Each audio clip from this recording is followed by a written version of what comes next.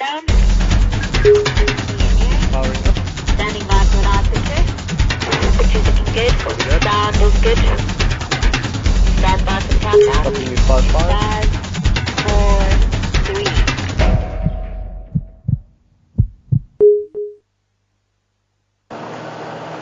3. Good afternoon, everyone, and welcome here Wildlife Drive for afternoon drive. Really a beautiful day.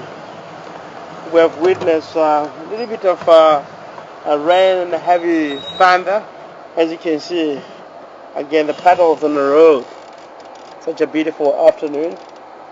We don't know much whether the game will be more active due to the weather. It looked like it's still more rain coming. If I look down to the south of us, we have a rain cloud that it might be heavy rain in the course of our afternoon drive before we get to the end. Really beautiful. Everything it will come into life. I've seen a lot of grass and a lot of things are emerging at the moment. So we're looking forward, and I just want to welcome the Justin TV crowd this afternoon. I believe we'll be all enjoying the drive. I will be heading down towards South Zoe's Road, looking throughout them on that area. We have seen Mafufunyan around in that area. It looks like it's really getting active more and more.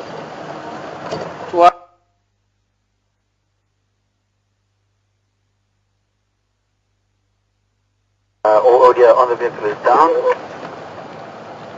Audio is back. Okay, thank you. Mafufunyan tend to be more active around in the area.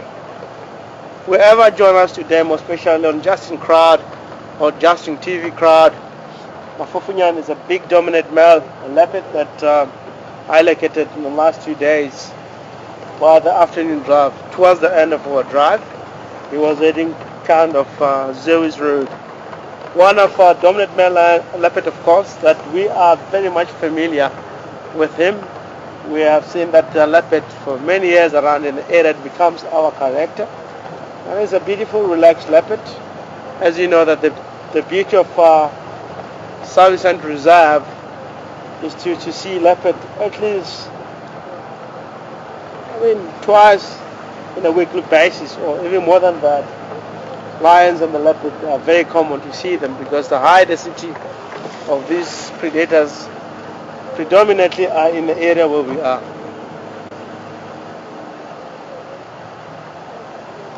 Oh, look at this, flying away. That's black-headed Orion. They have a golden.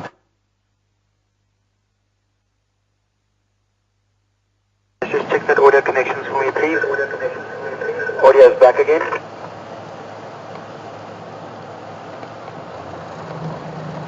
Oh, trouble. As we're experiencing, let me stop here. Audio breakup on the Giga itself. I just want to check something quickly. I'll be back to you.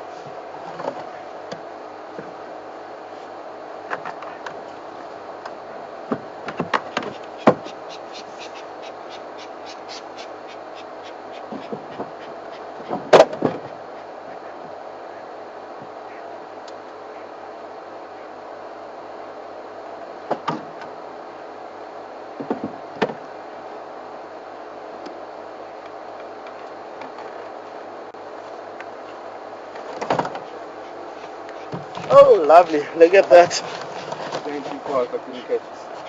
You can hear the sound if not possible from your side. The lilac breasted roller. He's doing his fashion of showing a dominant to the other males that might be in a surrounding. In the nature of this species, it will fly very high and pretend as if he's going to crash on the ground. Before it came to the certain level, they'll do this tumbling sort of a rolling action, and it's how you get the name a roller. Let's have these beautiful colors too. Some of the people, they call the rainbow nation bat because it does have a beautiful colors, and is one of the national bat in Botswana, the lilac-breasted roller. You can understand why it's such amazing and beautiful species. They like to hang around in the telephone lines, electricity lines too. Wine tend to be common to see lilac-breasted roller resting on these elevated areas because they can able to see better if they're a little bit more high. Predominantly we see lilac-breasted roller feeding on insects, same as the little bee-eaters or the bee-eater family, the white-fronted bee-eater, common bee-eater, European bee-eater, very common around here, but the right time of the year as it is now.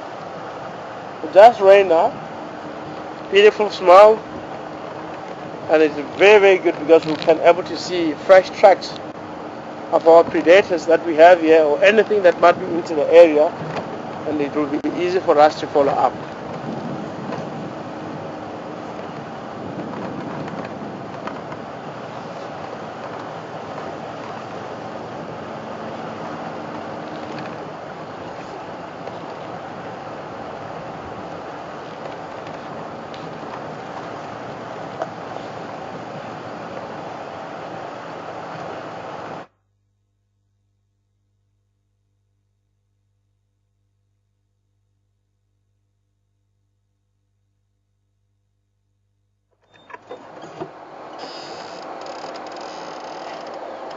Beautiful guys, let us look at the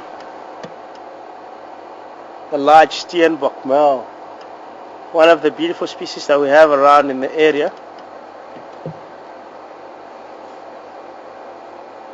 It does have a beautiful sort of behavior. When it comes to its own behavior, a male will establish its own area as a territorial species, 300 square meters. It's well known. He will live in that area within the female, with a female, one female, not more than one female. And it's a monogamous species, the pair for life. Guys, people that have a talk about this, I know people that knows me well, I know that I very much prefer this hat. Wherever I am, I always bring this special hat, and it does have a lot of things.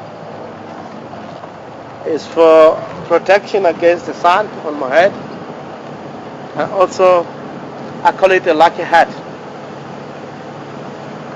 I just found a leopard tortoise that were killed by hyenas, and they were inside of it was charred from the side right here. It was just opened up from there, and they'd eat whatever it was inside. Then I opened up a little bit from the side because the hyena were chewed on the side, and I make it flat and nice, and I can able to wear it. And for me, it's a beautiful thing. I really associate myself with this hat. Wherever I am, I prefer to have it for good luck. And to make myself beautiful, I just decorate myself by nature. And this is something that I might talk about it being on Walala Wasala on the next Wednesday. But for you to benefit, know that I would like to use a natural resource that we have into the area. Unfortunately, if I does have a skin, have a lucky skin, I can make my own t-shirt, make my own trousers, then it will be good for me because I am born in this surrounding, using all, whatever it might be out into the bush as a material to roof the house, also to wear it before I get to wear all these clothes I have. So I belong to the bush. I'm a part of the nature according to my history background.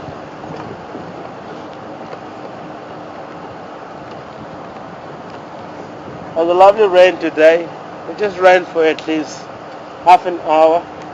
We're going to see quite a lot of things that might also display in the next 2-3 days. Lots of termite activity, lots of insect, lots of snakes activity. There's quite a lot of things that is going to come out.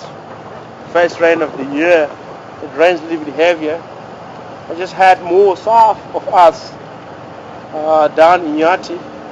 Just in the course of a day, our best friend down at Nyati, we can able to talk on Skype, a telephone line, on a daily basis. He also informed me that it's raining heavier down in that area, lots of storm. I didn't touch more this area, but I believe it rains more hard due south of us, and I can still see now that it's still raining there. So I hope it will come more and more, maybe tonight, whenever, I'm not sure. I mean,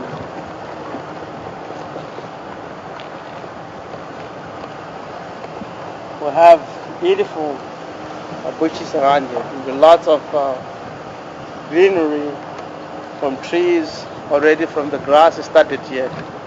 You can see while we're driving, it's starting to change in color into such of a green color.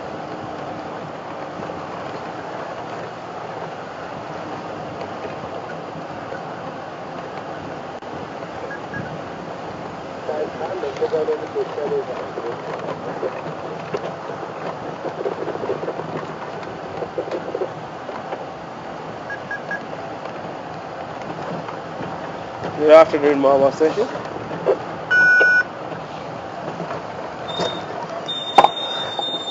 Okay, the weather communication. Good afternoon. Good. Some solid road coming down to tourism. So that's why I drink the water. Okay.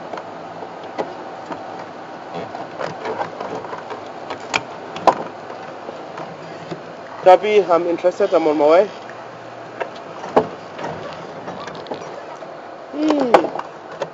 Pick and pay driver's license.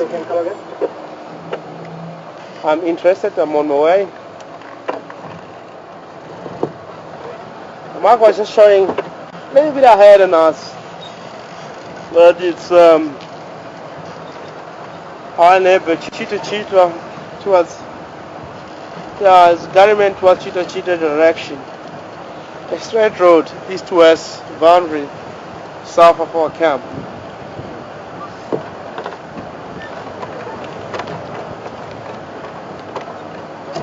The bleeding heart of Ellis going down at Gary Dam. One thing that I noticed, a little bit far from that area, but we'll keep on trying to head in that direction. Bleeding heart of elephant, most of the time they won't spend much time. They can able to be there for a few minutes and off they go into thick bushes. While I'm still having this opportunity to drive those road up to Philemon's cattle line, let me take it and I'll come back towards the Gary Dam in that direction. Look at this. Guys, you'll enjoy the nature. How beauty it's. The kid is looking good after it rained for half an hour. All the colors that they have is more visible. One of the largest antelope we have here is not the largest antelope in Africa, but in Sabi-Sand generally we have these species. Not the whole Greater Kruger National Park. Some of the areas that do have elands existing north of Kruger National Park. If we talk about the Greater Kruger National Park, we're talking about the National Reserve or National Park, which is a Kruger, and which is adjacent with the private sector's farm, which is Sabi-Sand, and also Manyeleti Game Reserve, which is owned by the local people which are adjacent with Kruger National Park itself. So really, these species, kudu, predominantly are the species that are very, very common. Each and every corner of Greater Kruger National Park as whole. Population of kudu is very, very good. One of the species, I'm not going to stop here for that much long. I just want to cover a space before the beautiful breeding herd of Ellis disappear at Gary Waterhole for you guys to benefit. I can see people that are starting talking about Ellis. It will come, yeah, it might be there at Gary Waterhole.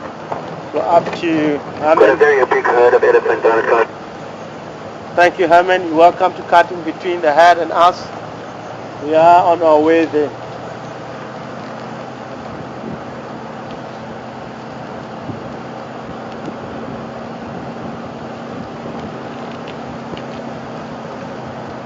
And again, it's a benefit, it's a huge benefit to have a Gary Waterhole. Anything that comes at Gary Waterhole, it will all, it's also getting to view. And once again, while we are hunting, it gives us the time to find other species to enjoy at the same time while we are having animals are boarding in the waterhole itself. It's a big head. I'll also head down in that direction, as I mentioned earlier.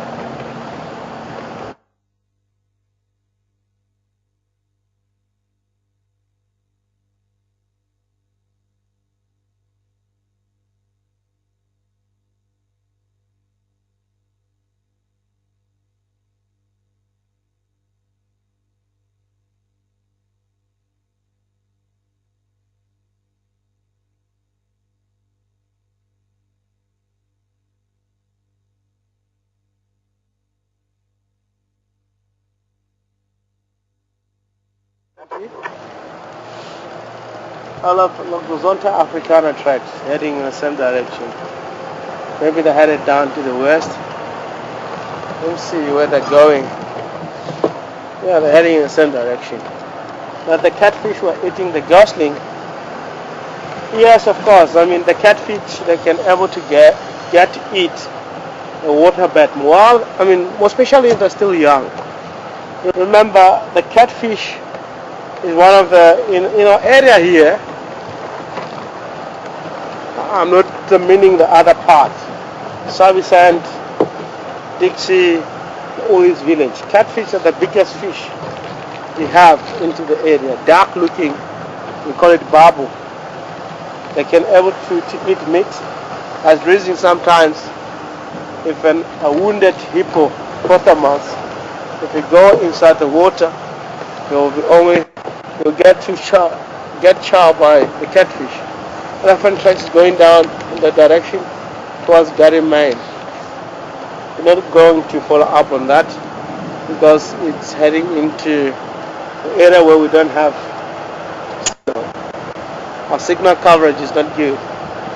Coming back to Diana, that it's rain. We get to see even down here anything that might, having a chick, if it's still young, if they have mom, most of the time they have to wash up from catfish because they can come around and start to be taken by the catfish. The gosling around in there like Egyptian geese into the area, white-faced geese, white-faced duck. Most of the time what they do, they find a natural pan, a very small natural pan that they know there's not much activity of catfish, and start to circle around while they're still young in most cases. When they grew up, they can able to move off into bigger lakes because they know that there's quite a lot of catfish, a lot of other species that might get hunted by. So they'll grow into a small pan, a straw pan that doesn't have existing fish until they get to a certain edge where it does have a little bit of challenge for catfish to hunt them.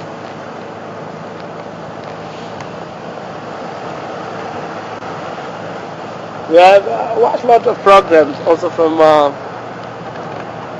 television about fish hunting, even insects. and it's quite a lot of. I've seen myself a Bible going for frog.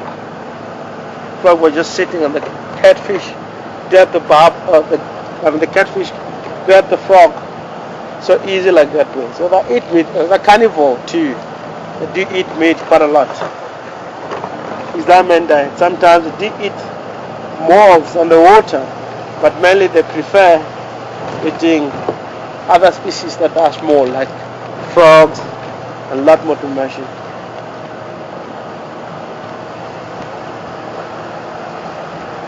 There's an elephant. Can go ahead, Hammond.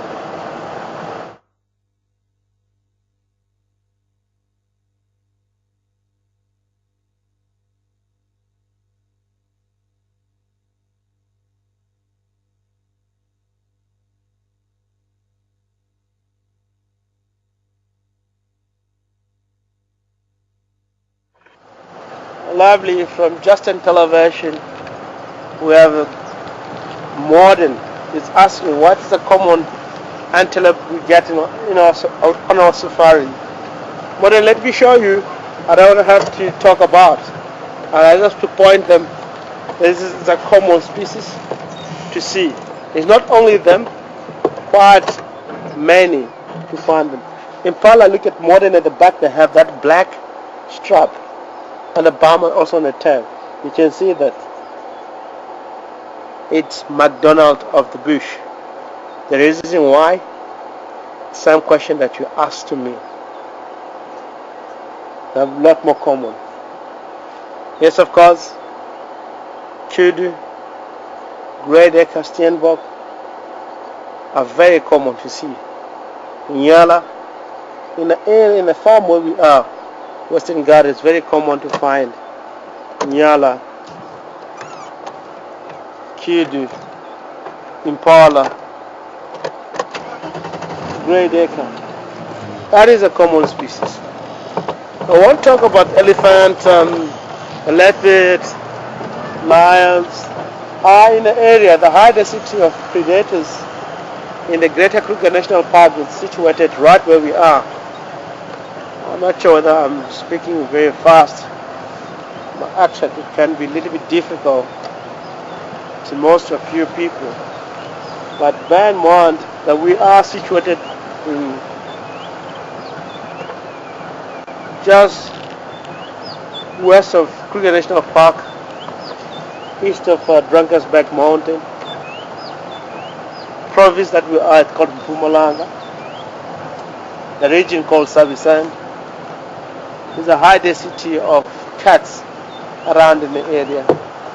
I won't say that they are common, but know that if you really want to enjoy cats that are more wild, Savisand is the best area in South Africa to see. But it's not common. Does go to how you are good when it comes to trekking and you are sight. Remember, leopards and lions, they can blend in this terrain. The habitat that we have here is a very good habitat for leopards and lions, especially the leopards, which they have that rosette mark, and they can able to match with the colors that we have here, the golden color that they have and the dark black stripe.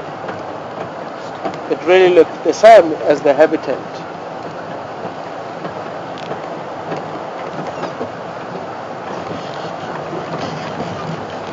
Checking here, it's quite a lot of trees that were pushed by elephant motor or ride. Seems like the elephant were all headed just other side of the dam wall. Let me ask Texan. He's still with them. Texan coming. Are you still with the Ellie? Yeah, the Emirates is farmed out to the south, not at any side. Moi man, I'll come on slowly on that area. Maybe I might be lucky. Just check more to the west of Treehouse there. Take up in the eyes, no one there. Copy. Early this morning, is any Ingwe located around here or just Luton?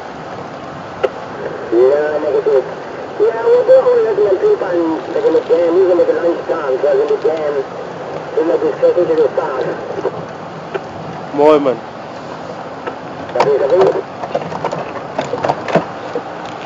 At some time we have few vehicles that are out. I can say at least 6 vehicles that are out each and every drive, helping one another to locate anyone around in the area. Ephraim just heading out from the camp, the elephant heading south along the drainage line, south from Gary Dam itself. We are going to find them because they're heading our direction. We're just going to try to find more animals around here.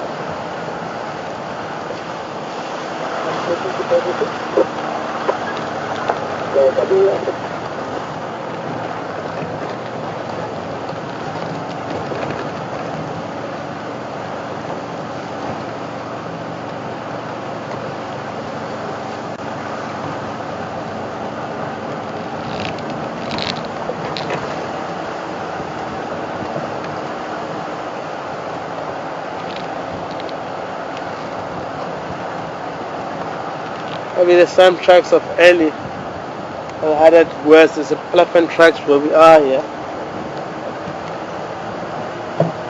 Same 3 boys. Very big elephant with a little bit of a heel scratch on the trunk. Look like many years back he does have a problem on the trunk. Maybe he was get scratched by pushing trees, or you might get popped from the fight. That you won't know. One of the 3 elephants that we saw yesterday, I believe, east of Tree House Dam itself, myself and Mom. Very interesting. Maureen was asking a question from Justin Television, what is a common species to see? Well then, due to the weather of today, a very overcast weather here in southern South Africa, it might happen today if we does have a pride of lions that haven't made a kill from last night or days before, they might get active a lot because the weather is in their favor. You know that predators, if it's too hot, they don't like moving in a hot day. On overcast weather like as today, predators, what they do, they do quite a lot of hunting. They put a lot of effort on a hunt because it's cool. It's not that much hot. Again, we know that this is from my experience, being a game guide for many years. Wild dog too, they extend the period of hunting because due to the weather like today, they might hunt, get more active. It depends. If they're successful, they just lie down. But if they're not successful, they keep on hunting. Some as cheetah are the same. But again, if it's the weather of today, it's still going to rain. Oh, look at the cloud there. Straight ahead on us.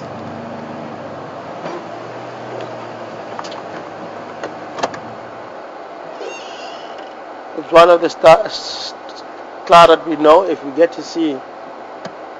Columbia cloud. And a lot more here that indicate it's going to be a storm or thunder by today, more especially on that area, on that region east of us. If it's just due west of us, as I told you, But we have experienced that in the course of a day. Around 2 o'clock it was raining here. You can see there's no dust, everything's saffron. So in the course of tonight, that's from God's plan, but that is a very good sign. Sure that it's going to rain. You know, once you see cumulus cloud and nimbo stratus and so on, that day is going to rain, and also it will be thunder. The rain is threatening even now. We just hope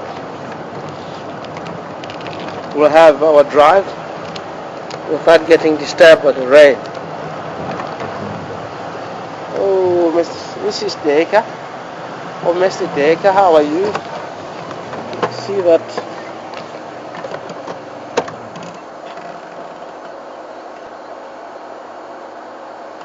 this is the second smallest antelope in the reserve here, a grey Deka.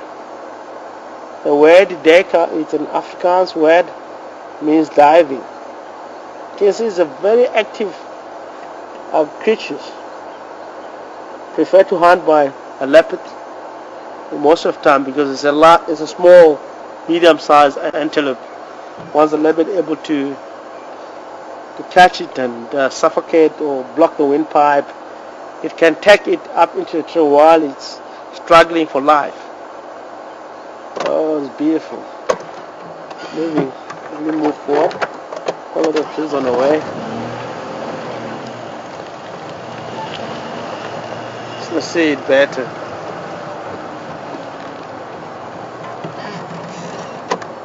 A male carry horns, female doesn't carry horns. Most of antelope here, in South Africa, most of them, once you get to see horns, you know that it's a male. Female, they don't have horns, most of them. Okay, the word it means Deka is in Afrikaans. It just they call it in more like in English way, which is just polite the word, and it have that access of English. In Afrikaans called Deker. In Afrikaans Deker, it means, when you translate into English, you all familiar with this word, guys. It means diving. You know how the dolphin dives and whales, tails flipping on the water. These species, when they run through the woodland or savanna woodland here, it seems like they're diving because they run like jumping like that. So they call it the Deker or Deka because of that diving system that is presenting while it's running. I hope everyone will understand why they call it a grey Deka or grey Dava. Back is because of that. It dives a little bit when it runs. Dive in land. As I just saw the picture. Does that picture? I'm having a picture here. We does that picture this side. I'm not sure what's going on. Okay, the next picture. Confirm is back. It's back. Mooi man.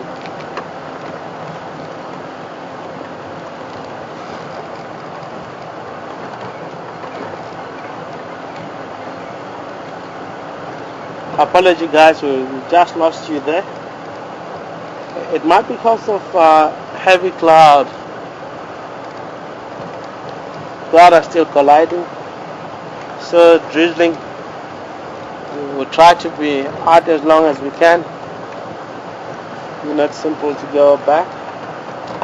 I just get feeling of a drizzle of a rain, drops of the rain. Not far from the camp. Once the rain comes heavily, we're able to be at the camp in less than 10 minutes. 10 minutes a week. So let's enjoy the beauty of Africa, driving this area. Such a beautiful. I just cross my finger all the time, is looking aside, side by side, come across with elephant or leopard, a lion, a cheetah. After rain, you really will enjoy the bush. The leopard, I believe, is sitting somewhere, just licking itself. After heavy rain, everything is looking beautiful. One thing for sure that we have to come across the breeding height of wildebeest and the zebra all together. After rain, are looking completely different because of cleanness of the coat. Such amazing thing to witness. I'm just joining Weaver's Nest Road, heading south. And the road, Weaver's Nest Road, is named after, I'll show you guys, but the tree is no longer there.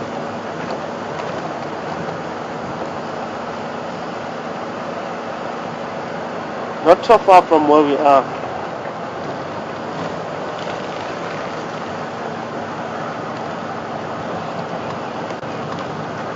It's starting to rain again. You see the stump here, there was a Combretum zayeri, a large-footed bush willow. It was very big, nearly hung over into the other side of the road. It was having a weaver that every year built a nest here. The red-headed weaver built a nest for every year, and we experienced that kind of a behavior each and every year for that weaver. So we named this road after that. We call it Weaver's Nest Road. Even today, it's still called the Weaver's Nest. Forever and ever. Amen. I believe it will be Weaver's Nest. Because that kind of information of the history, if something happened, yes, it might be, the name might change. Maybe the leopard killed an elephant right here. So then we can change the name. Called the Leopard Road. You see, because the leopard have done something, and then it will be always a history to they leading that change of the road. And we all know that what happened in the historical background. Why this road called it Leopard Road? Why this road called Pin Dams? Why this road called Mamba Road? And why this road called Nyala? All of this, it does have a lot of meaning, the historical background of the area.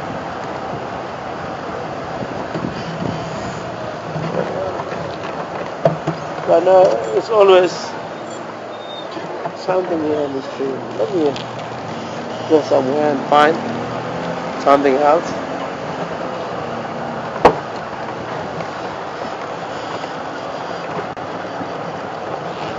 I don't know, waste time. I see the rain coming from the south. A little bit threatening. I'd love to get Twin Dams and start moving towards south, towards north for me, direction of Gari Dam, or we might get to see those alleys.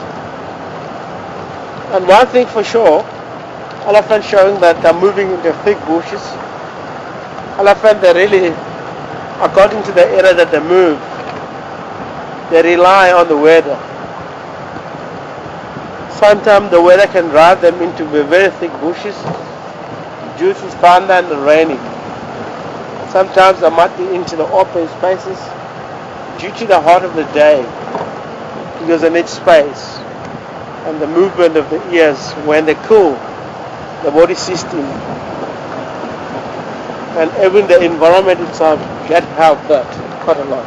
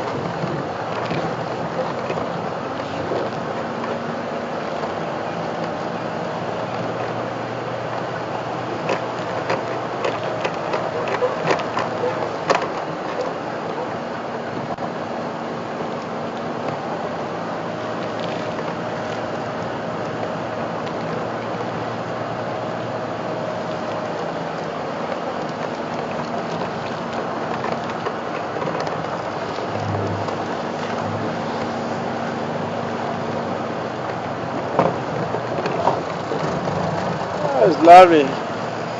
We're in the area of Twin Dams, very dry. There's no water. You can see the middle part of the dam is that dark loam soil, dark clay soil. It's running the elephant has been here, wallowing, using that mud. It's very important to understand how the area works here and how this water hole get to be made and what the reason of it. And what is the importance of having a human being interacting with the wildlife when it comes to that need on a daily basis.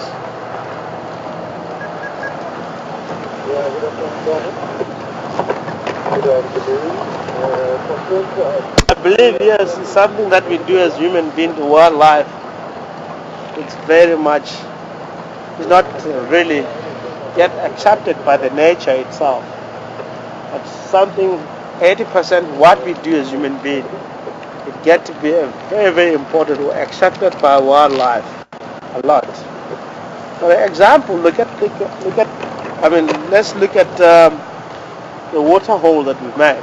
The only thing that is bad is to make hundreds of water holes around in the area that will change the ecosystem. But if you look at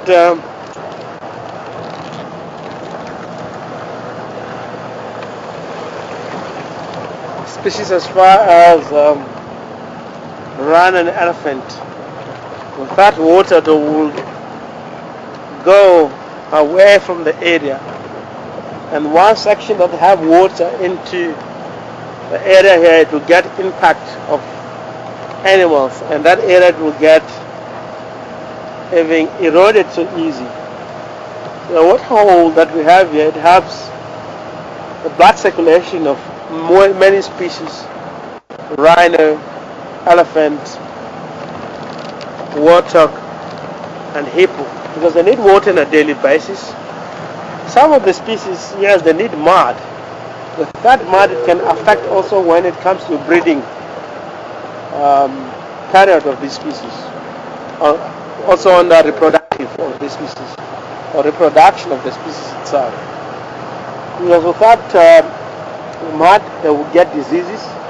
All again is what I was looking for earlier on. Check the zebra after the rain. How it look like? They're all looking the same, or they're more different.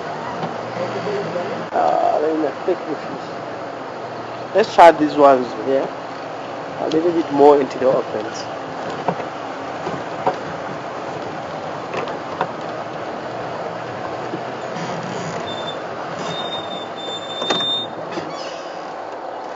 That's a Bacha zebra. I love after the rain watching this species. It's a beautiful species, and most of the time the zebra, what they do, definitely they're looking different on a daily basis. In the winter, most of the time they like to paint themselves with the dust. They must look a little bit more dark and brownish in color. That helps a lot in the species to blend in into the terrain. As you can see, look at the color of the zebra there. It's more like painted with sand because it's more grayish in color. And the tree around in the area, the more grayish when it comes to the bark that they have. So it helps the species to blend in into the area, because most of our predators are the color blind. Most of them, they don't see that color, they only see in black and white. So zebra moving into a woodland like as it is at the moment, it looks like a whole bush is moving, because it looks like the old twigs is moving. There's no selection from lions to single file one zebra and go for it in the course of a day. So that's the reason the zebra most of the time they like to dust bathing on the ground. Doesn't matter what season they are. Even now, after it's raining, they can try to wallow, dust bathing on the road. What they need, they get to paint it, the stripe that they have, it mustn't completely black and white. Because once it does present black and whitish color that they have, they become more vulnerable from the species, from lions and others. A little bit far in the bush. Let me continue with the water hole that man-made made into the area, what the importance of it. We have species again like Hamerkop. We have species like the hornbill, the family of hornbill, not the ground hornbill. Without mud themselves, the production of them, it will be very, very slow. They might even get killed quite a lot.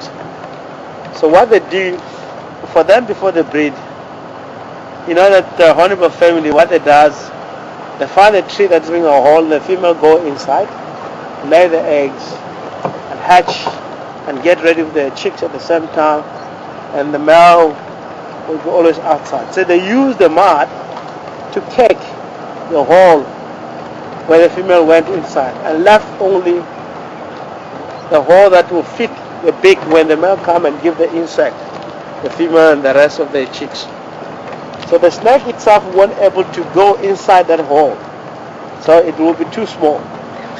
So how actually the hornbill family into the area, they are more popular because they have a very good method of protecting themselves of the eggs, and also for the chicks while they're still young. The chicks will all get killed outside while they're all flying, not while in the early stage of being young. So you can see without a water hole or man-made water hole around in the area, species as far as hornbill, they weren't able to have the chicks due to that reason, because there will be no mud. They can able to get killed so easy by all species, snakes and so on. But because of the mud, they are a lot more safe. Let's just look at the Hamerkop. A Hamerkop is one of the species that use the mud. The Hamerkop nest is very thick, but inside it have different sort of classes that will create some of the classes. It's used by the mud. It's so the mud that it mustn't get water. It must at least waterproof. That is where the chicks it will be all the time. So there are other different sort of add something here. Sorry. Because they have different layers, and they have different sort of division of where the youngster will go and the mom will go. Sometimes some of the area knows that there will be a barn owls or snake or something else. They might use the part of the nest. They weren't able to interfere with the youngster. That's how the Hamerkop do most of the time. It can able to host other species in the same nest while they're having chicks. And also that is a protection, because other species weren't able to go there thinking that if it's a barn owl that will be dangerous for me to go and close by or harvest the youngster. Or a snake, for instance.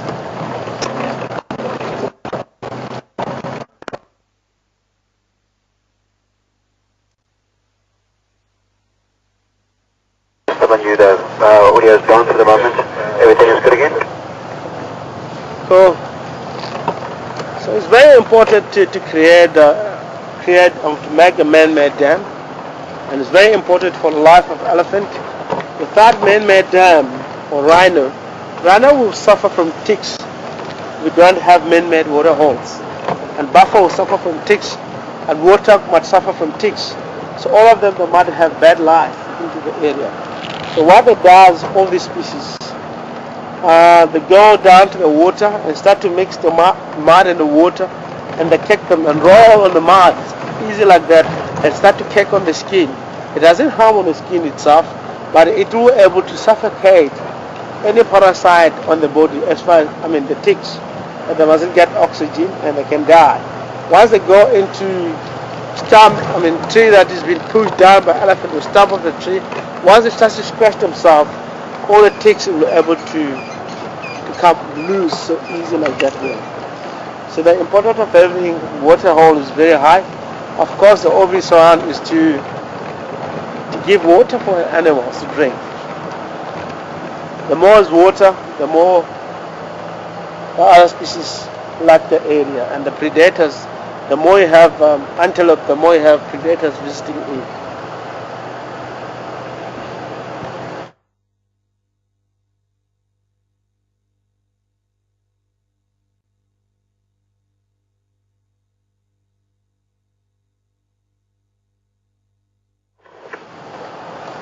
Lovely. I have a special request to Doggy Fizzles.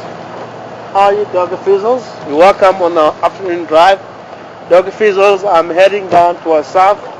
Is where they were having a report of elephant. We hope now we might get to see elephant down in the drainage land, but it might not easy because of how the area look like. It's very thick. We're just trying our luck, but we'll try to the other side. We'll drive now on top of the dam wall and come to the other side. If they're not visible from Moto or I believe Doug Fizzle from Justin TV with us today. You're enjoying to join, also to see us here on Wildlife Television, giving such a wonderful, beautiful drive, looking for elephant, just driving around and look for elephant. For me, it's such an amazing thing how the technology of nowadays. We are in South Africa, in Africa, Swaziland, South Africa, going on game drive and get to see elephant and share with the world. Such amazing. I believe I have this special man here, a lucky hat, we're able to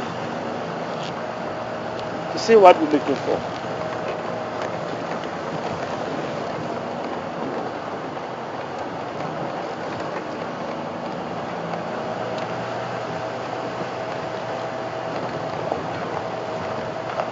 I don't believe that they're still here. The man headed straight to the east. I just aimed them to the big green thorn tree. They might headed in that direction. I'd love to drive there because about the lunchtime I spotted one of Karula youngster, Misho Onduna, but it could be Misho.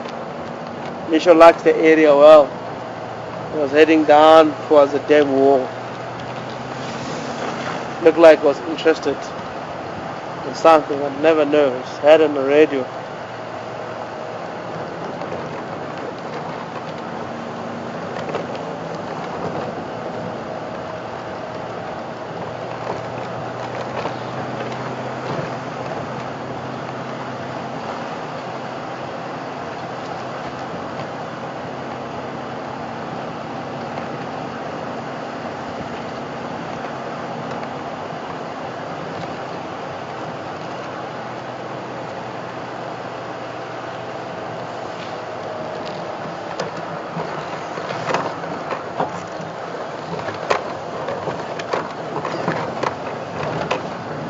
We're now at the dam wall.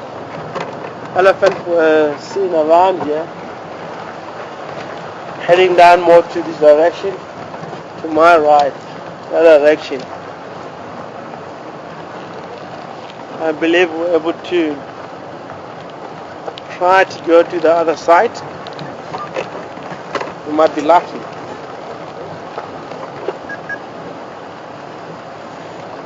This is where they went here, you can see.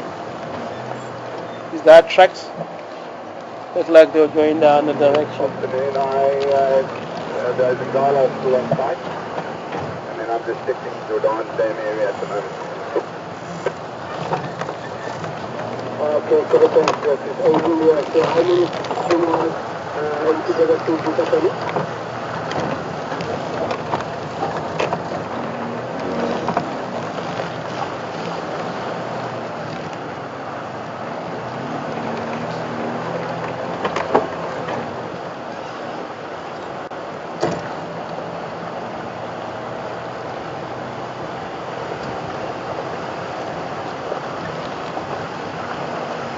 We've taken the right angle of checking this elephant.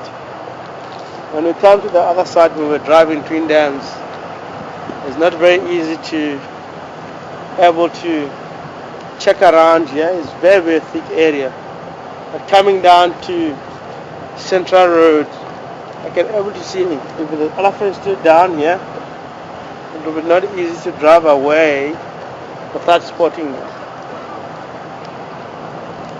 We're on a hunt of elephants. Elephant hunt.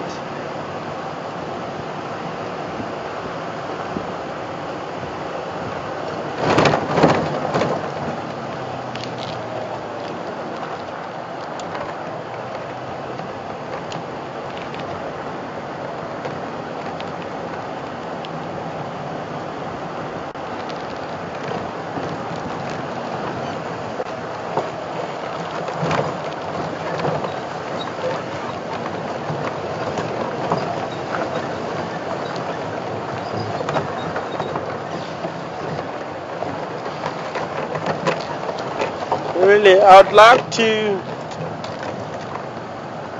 chat. Or to give a story about the leopard tortoise. This thing right here, and I'm happy because I had now people from Justin TV. Guys, I've been sharing my beautiful story with you. Today it will be a good one while we're still looking for elephant. Had Doug Fizzles with us today on Justin TV, and everyone that joined from Justin TV, Wildlife Site. The reason why I didn't share this knowledge with anyone, the reason why I like the leopard tortoise, my grandfather that taught me, or my grandfather that introduced me to the university, which is the bush, we used to love tortoise. We used to eat them quite a lot. So, and one day he sent me out to look for turtles, being a very big, lovely tortoise for him. And he cooked the turtles very nice. I also, I've tried to eat the turtles before. Cooked very nice, and I realized that he loved turtles. He passed away in 1990. So for myself, my belief, because he used to love turtles, and he used to send me going hunting for turtles, special looking for turtles. So I believe if I bring this, the spirit of my grandfather, it will be with me all the day when I go out into the bush. So I just really, another way, I'm just asking for blessing for my grandfather that passed away in 1992. Is more than a few years now, 20 years I believe.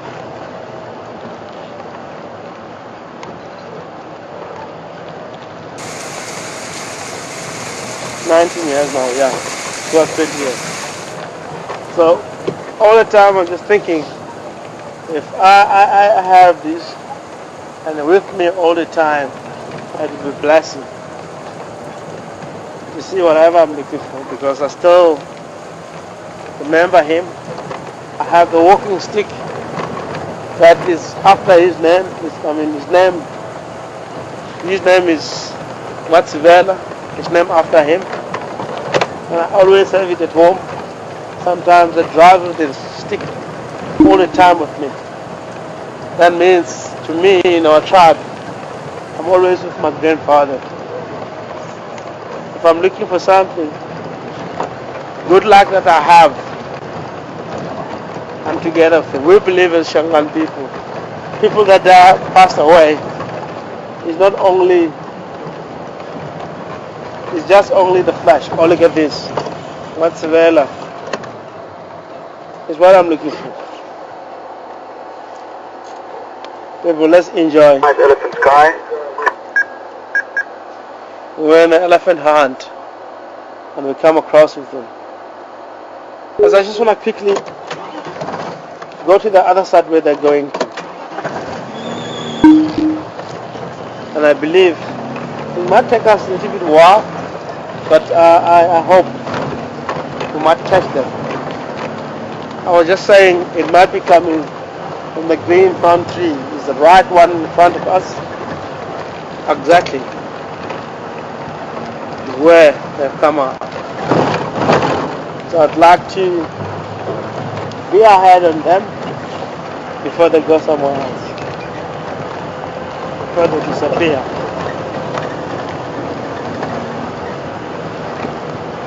Just got an email in from Peggy. Peggy is saying she just jumped on the jigger and she can see it as rain, but she does that there's no puddles on the road. How can this be? She says you can see it's muddy, but there's no puddles on the road. How can this be? That's from Peggy. Sign it up. Peggy, lovely. Thank you, Peggy. Peggy, our ground is very, very thirsty. Just from the beginning of the drive, it was water on the road. But because of it only rained for half an hour, some of the area looked like it was very, very heavy sand just south from us, so we can able to chat with our colleagues or our friends that we used to work with in the same area before. So yeah, it rains here, Peggy. It's only what I was saying. It's very, very thirsty. The ground is very dry for long. It needs much rain. Thank you for jumping in on the jigger. I love that. Yes, but the buffalo, I'm not interested. But I might show you for 2 seconds. And off I go. I'm chasing behind breeding head of elephant. Look like the Hadi Mama moving to the east. You can see the, I'll stop from the other side.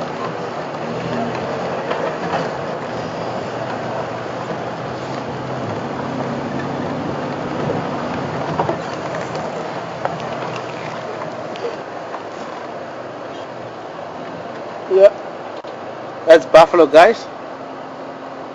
One horn is here. There's one more to the left from that one. And he was showing not being healthy. He was limping a few days back. I don't know what happened. One of our corrected buffalo, a bull around in the area. Let me catch the buffalo. Let me catch the ellies. I'll be back for everything. Because they are heading in a very thick drainage line where I won't able to stay behind them. Once they cross into that drainage line, we have to wait at least half an hour for them to go to the other, to come out from the other side.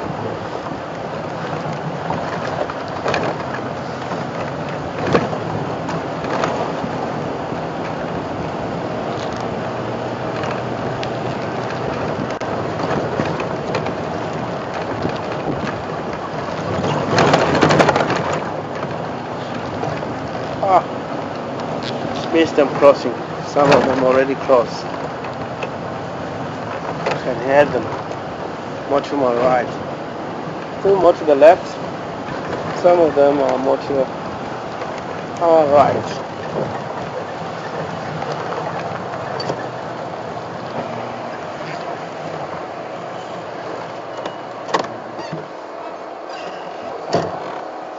This is a young elephant.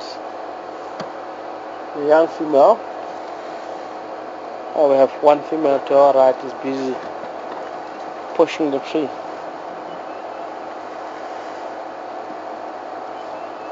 That is a female. Oh no. Don't push the tree for sweets. Pushing the tree to get pushing the tree to get the top leaf of the tree and enjoy that. One of the beautiful species we have here in Africa, the southern elephant. You can see such a big species. These are still young, approximately around 4 to 5 years, and it's still going to grow big. And it's a very interesting species to see them, more especially into the open, more especially the breeding herd of elephant with the youngster. Most of the time with this youngster, there are 4 or 5, they can all play together, learning the skills of fighting learning the skill of mounting one another. And the way they play, you can see, you can really associate the gender of the young elephant, because you can see what they're doing, whether this is a female or whether this is a young male. The young male all the time like to push one another and mount one another. So the young female, most of the time, what they do, they just chase one another around and just do normal thing as a female do.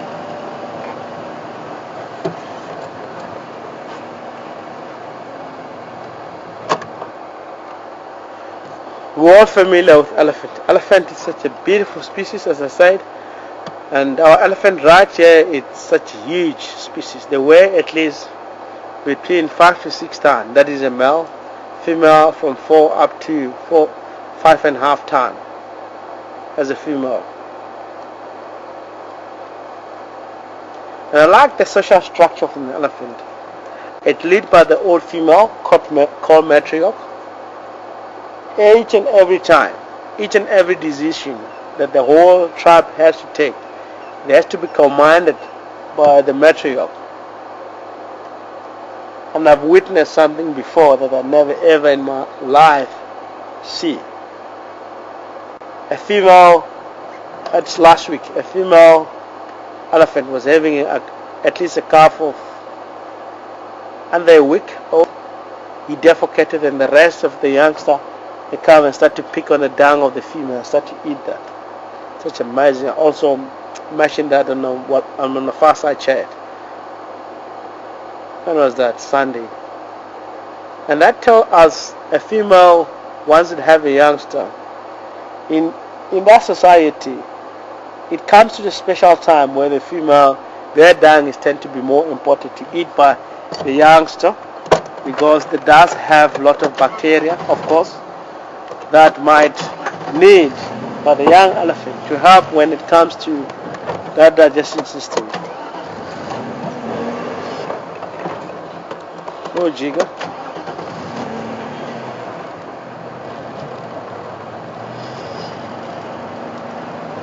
There are quite few species that do this. I've seen before. Zebra do that. But I was not aware that the elephant do the same thing.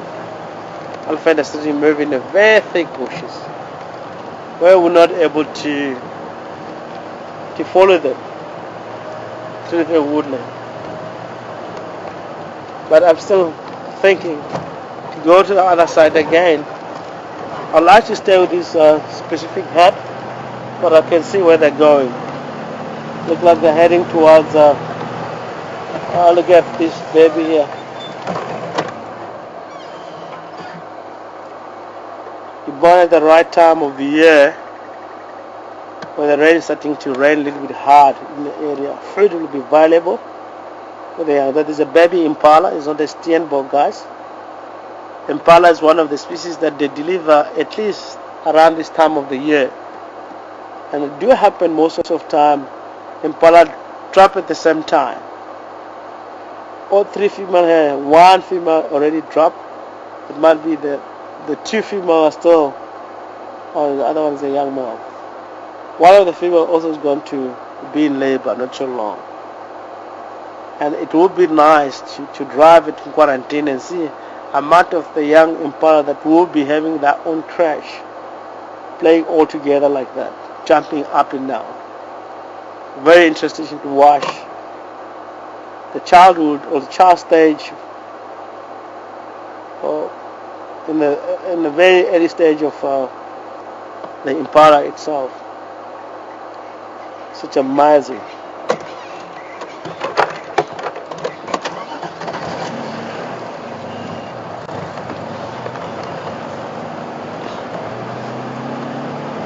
And we have question early that indicate that the module is still with us, that the impala is such a common species. Wherever we go, we see impala. That question was from module.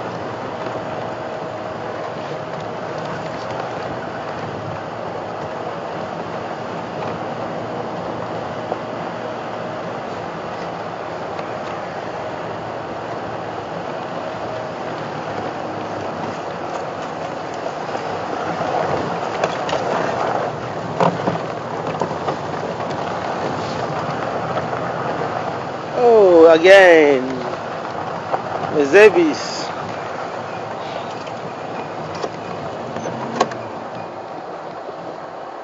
Larvae species, you can see the female there, she's heavily pregnant.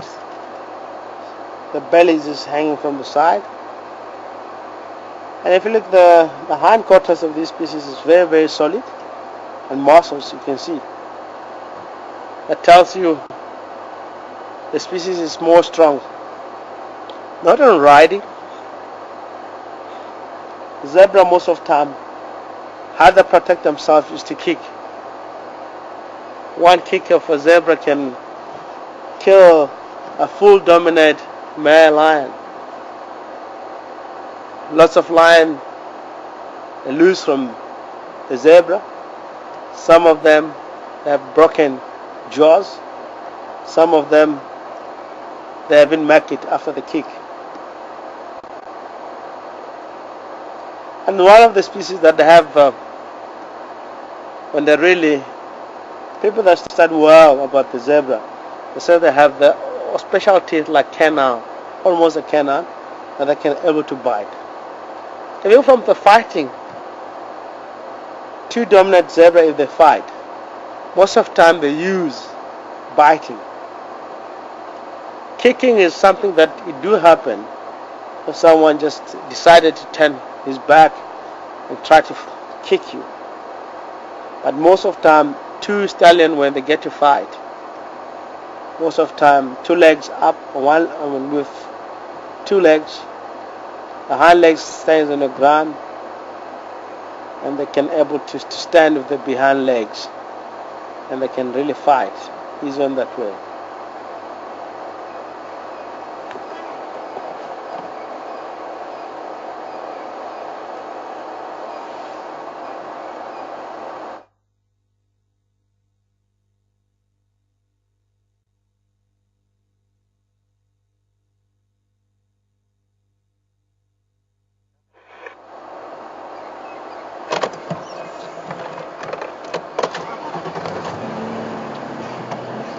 Hello, Bogash. Welcome on our afternoon drive.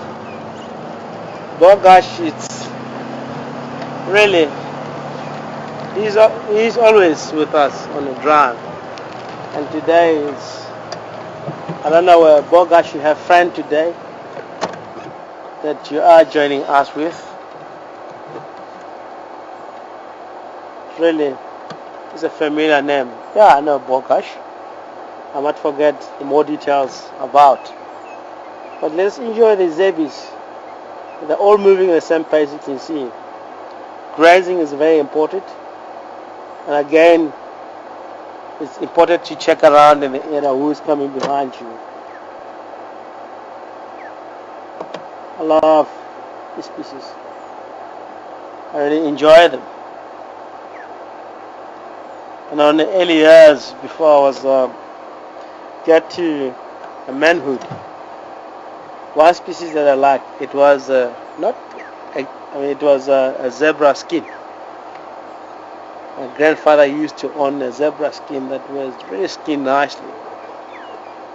I used to sleep on that skin for many, many years. And it was very soft and beautiful looking.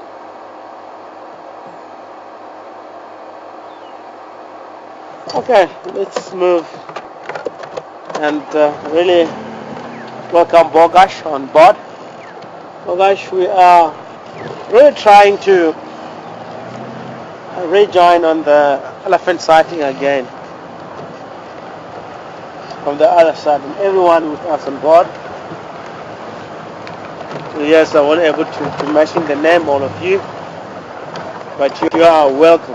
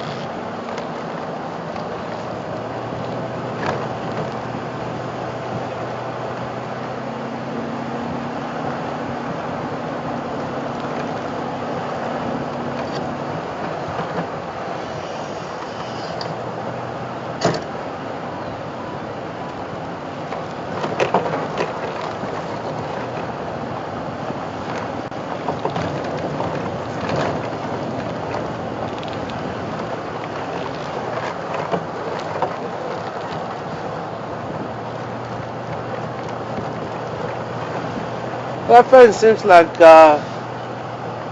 really getting hard to get to somewhere. In most cases, once the elephant are relaxed, you can able to be with them at least 10-15 minutes. They're covering a lot more distance. From Garywater Hall, and they've crossed already 2 roads. They're going to cross a 3rd road, which are all blocks. It's a little bit wide, at least about a kilometer.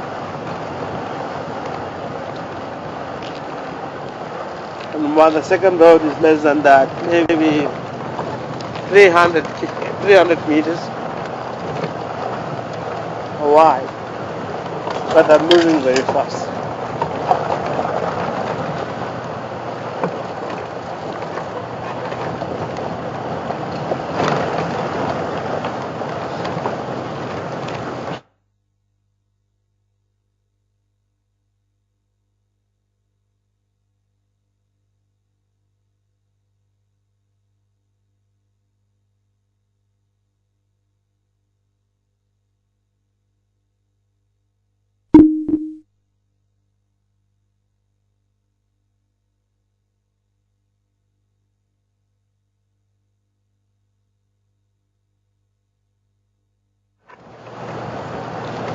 Thank you, Rahman.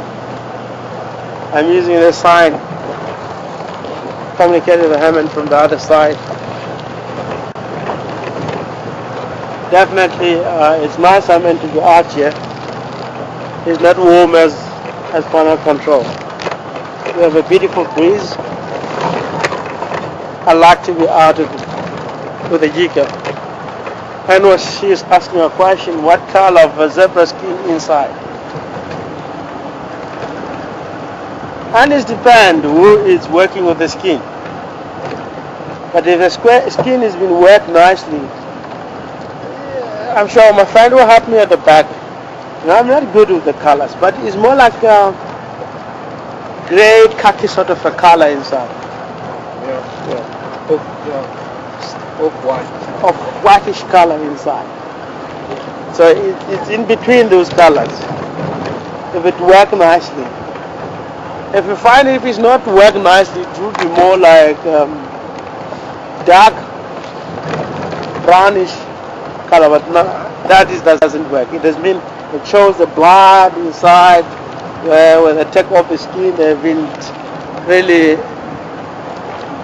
able to work it nicely. But under the skin, it was like khaki gray, whitish in color. You don't see those stripes inside. No, don't have that. And it's nice. My father used to own few skins. That is how when it comes to, I didn't grow up sleeping in a bed, mattress. I grew up sleeping on the skins, on top of the skin, as a mat. Sometimes the skin it was used when it's cold as a blanket.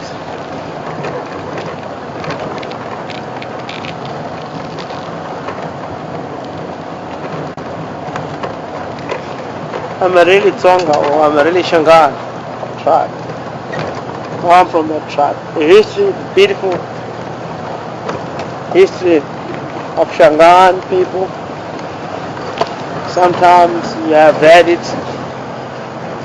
I'm a descendant of the heroes of olden days, of the Shangaan speaking people. If it was a claim, I can qualify to the beneficiaries of the Shangaan tribe. The blood, I'm a really Shangaan.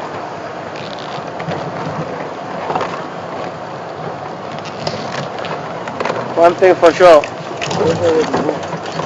double. Yeah. I don't want to push. This is need time, need the tractor. I'm not strong enough.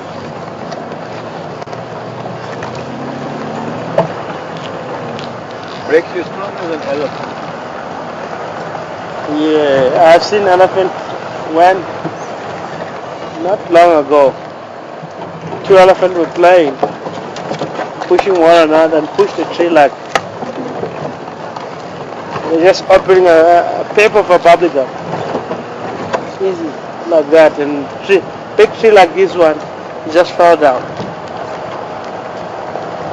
I respect this species.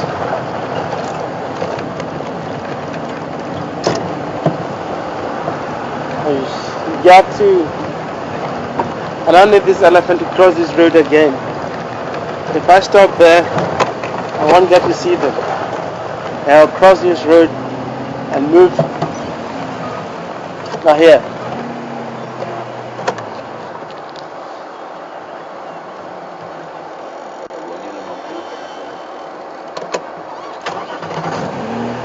Somewhere, going that way. Mom just put in the water of the youngster.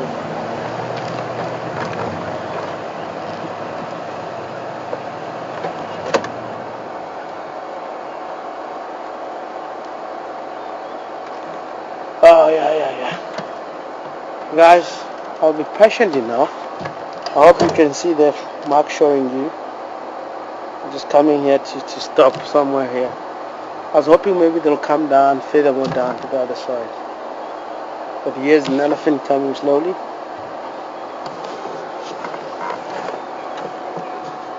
It doesn't become more easy to an elephant because after the rain, all the grass suddenly not that much dry. They soften it, and then it's easy to get chowed by elephant in all species.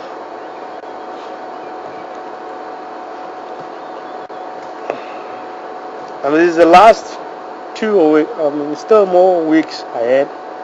The elephant will be no longer pushing trees. We'll just concentrate on the grass until the next dry season again.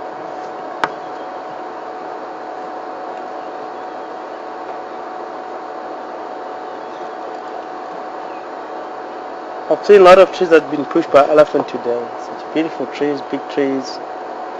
Yes, sometimes it does with the language of the bush. Okay.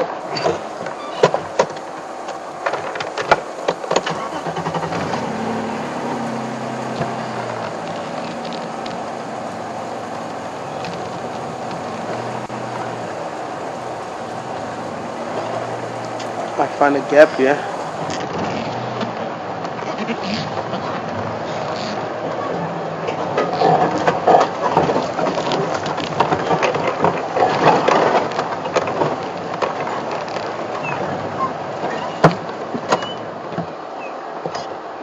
Do you understand that anything that you do by a wild animal, it does have many reasons to explain that.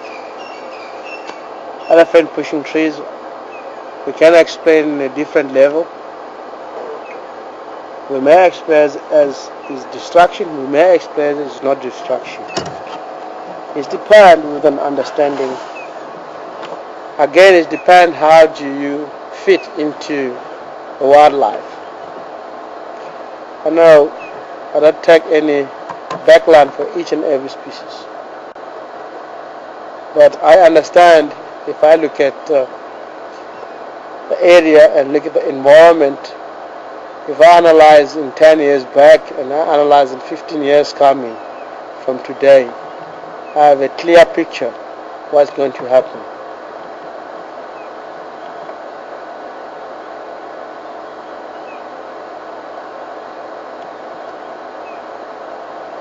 The reason why I'm saying this, quite a lot of trees that is debarked and some of the trees that has been pushed. Yesterday I was just driving, or today driving past 3 houses there. A big tree that has been around for over 100 years were pushed down by elephants. 6 of them, or even 15 of them, were pushed down so easy.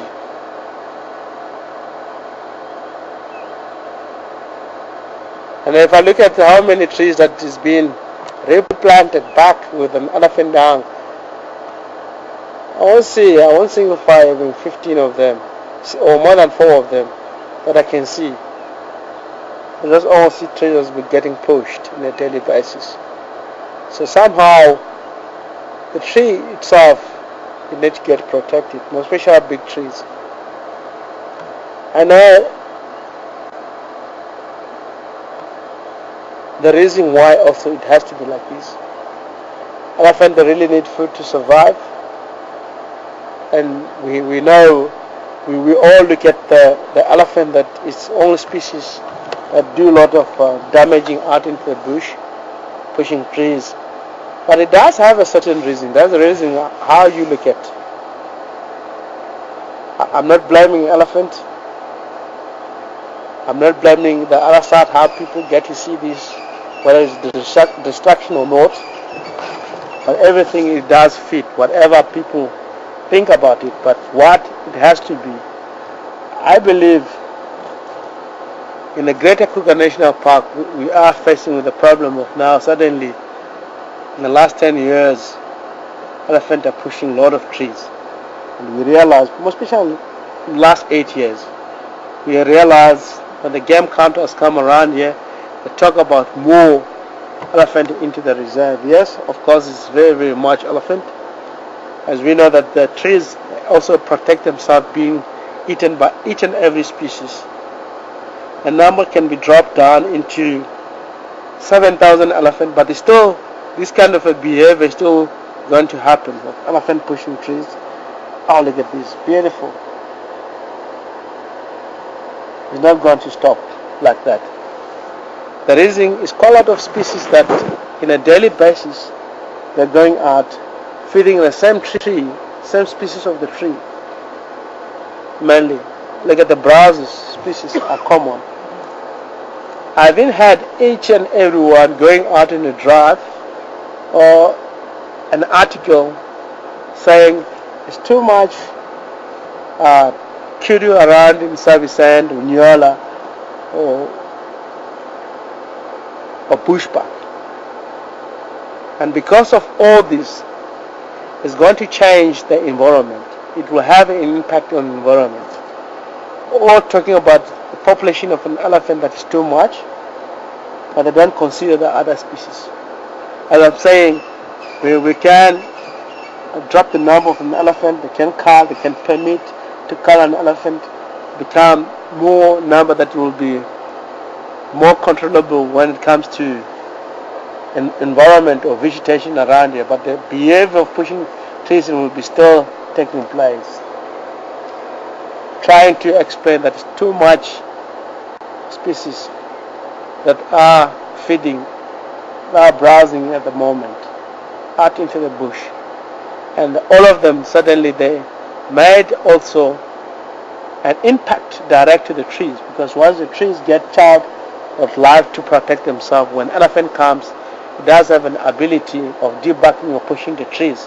So direct, it looked like because the elephant can do something visible and we can all see.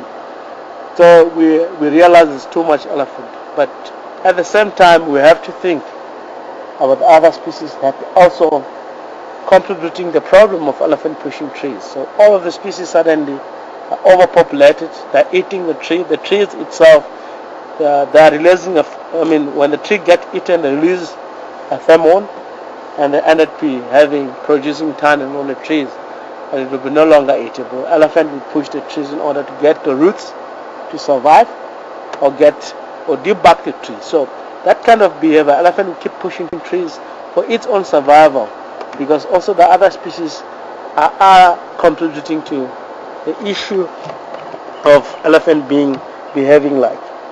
You can see the elephants suddenly now, they're not eating, they keep on moving.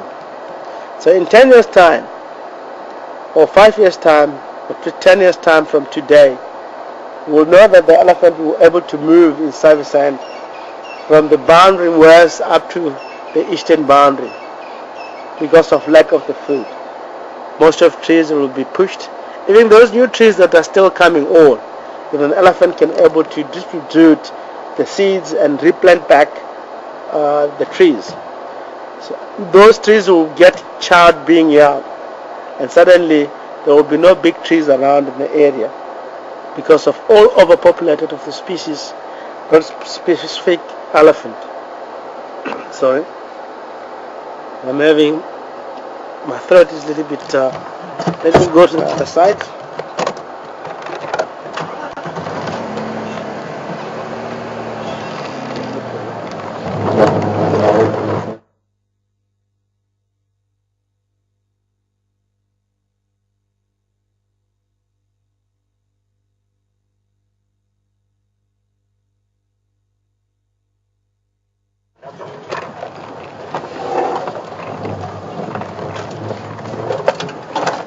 Lovely.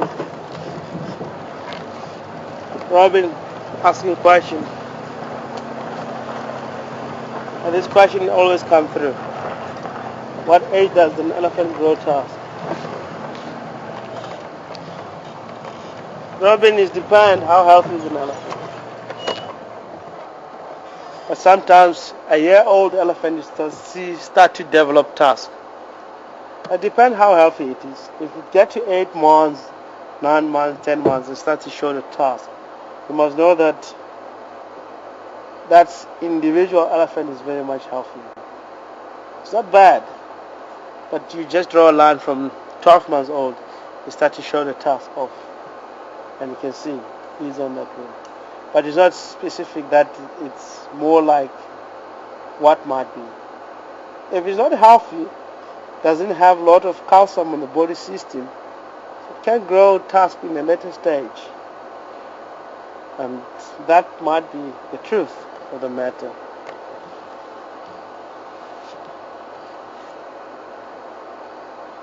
I love this species, it's beautiful.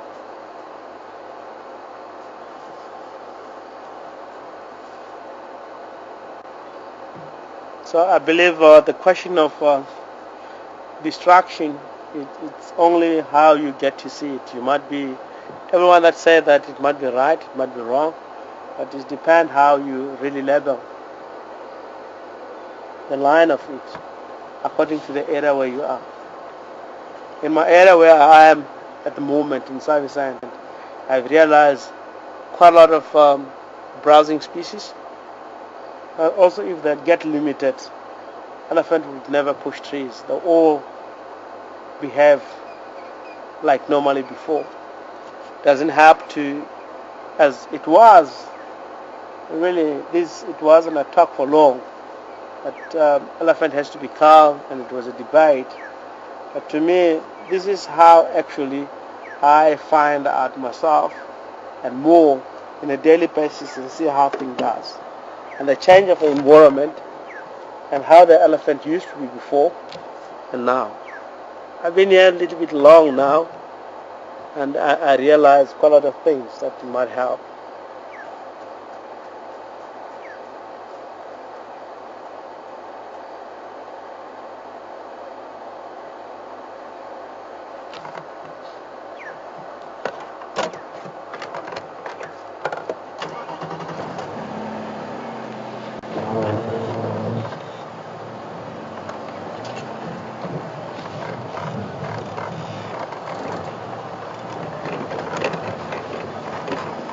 Suddenly these elephants look like they're all relaxed because we were trying to follow them from the other side and slowly they accommodate the vehicle. It's very important.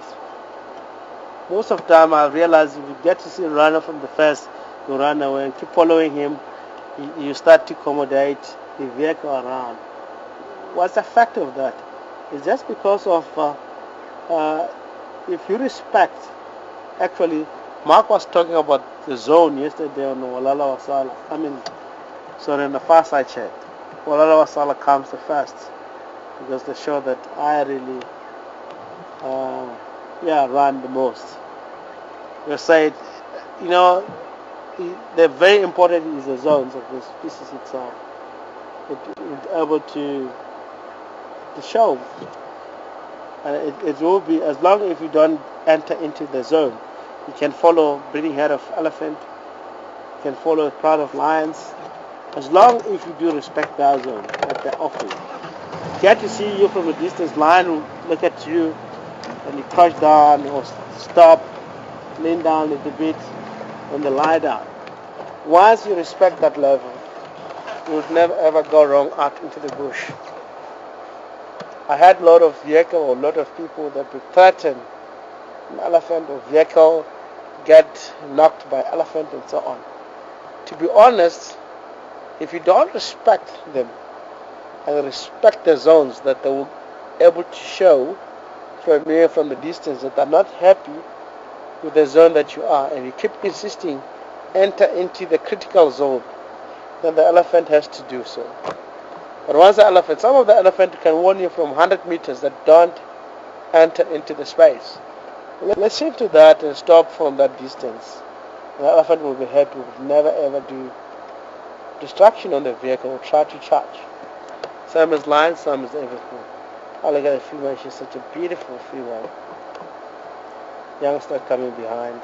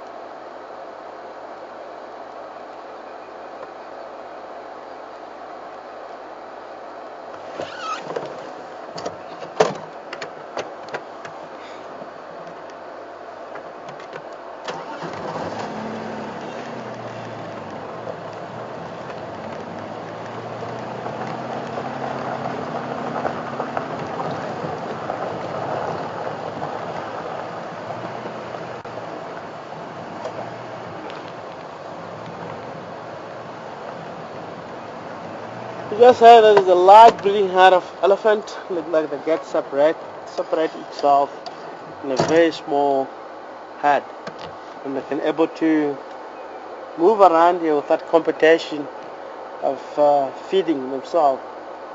It's one of the clever species elephant that I've seen.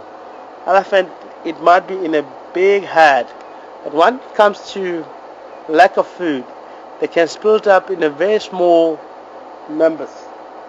Oh, look at that young elephant is just pushing the tree, the dead log. Oh, it's beautiful. That is one of the benefits of elephant pushing tree. Look at this, beautiful. In the later stage, that young elephant now is enjoying the grass that were covered by the tree. There was an elephant that pushed the tree on the ground, and the grass, it was growing nicely because it does have a protection, and the young elephant now just pushing that log off away and start to really consume on the section where the grass was protected. You can really understand why the elephant sometimes push trees and leave it like that, and sometimes it does have a very good symbiotic relationship with the other species.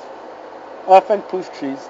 If you look at how the nature itself goes, if elephant is not around, most of species might suffer. Imagine if the trees, there's no elephant that can push the trees. The trees suddenly can all grow high.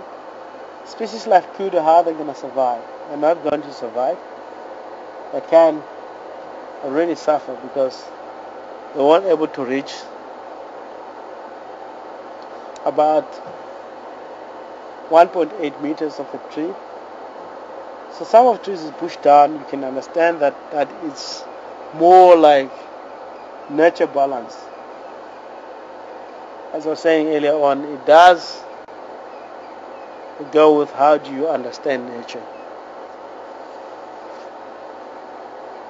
Another side, I myself, I dispute the information that the elephant is too much, and suddenly because of that the elephant are pushing trees, and the area it will become more open in the next 10 years. Yes, it will be open is too much, but it's not because of elephants is too much. It's all the species that are are eating leaves, the browser species. So all of them, if they all cut down the number into number that is needed that kind of a behavior, suddenly it will stop. Doesn't help that to shoot an elephant and becomes a number and still the elephant behaving the same, because the other species are also still around.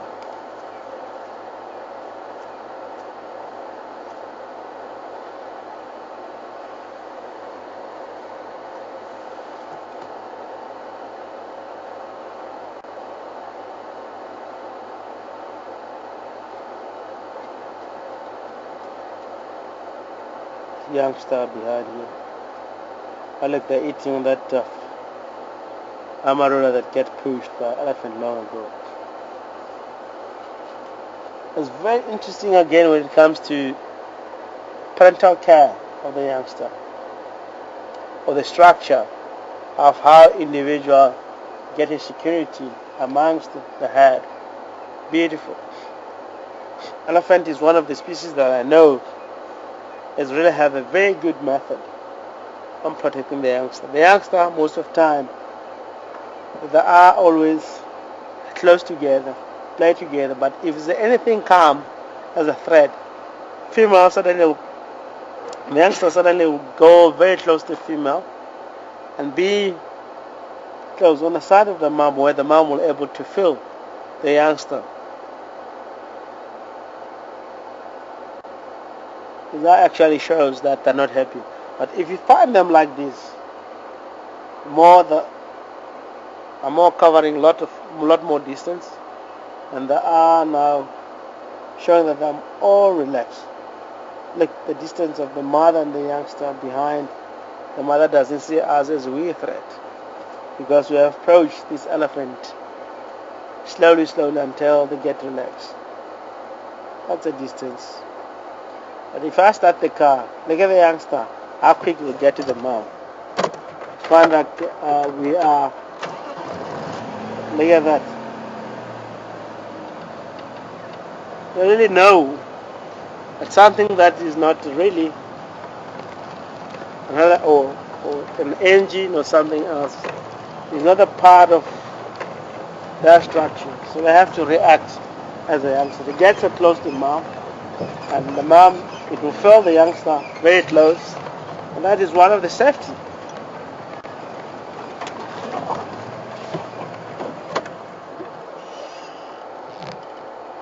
Rex, we've got a question in from MK. MK is asking, what happens if an elephant gets very sick? How is he or she treated? That's from MK. Copy MK, thank you. Thank you, MK. If MK was here about a month ago, there was a sick elephant. You might learn quite a lot from there. Unfortunately, I was able to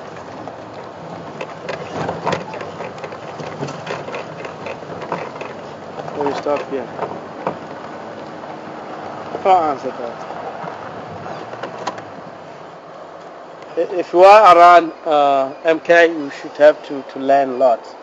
But it's not very late. Let me able to unpack the secret of a sick elephant amongst the herd. You know, they have a very low frequency of communication. If the female gets sick, what's going to happen? The members of the tribe, what they're going to do, they're not going to go far away and leave it completely like that.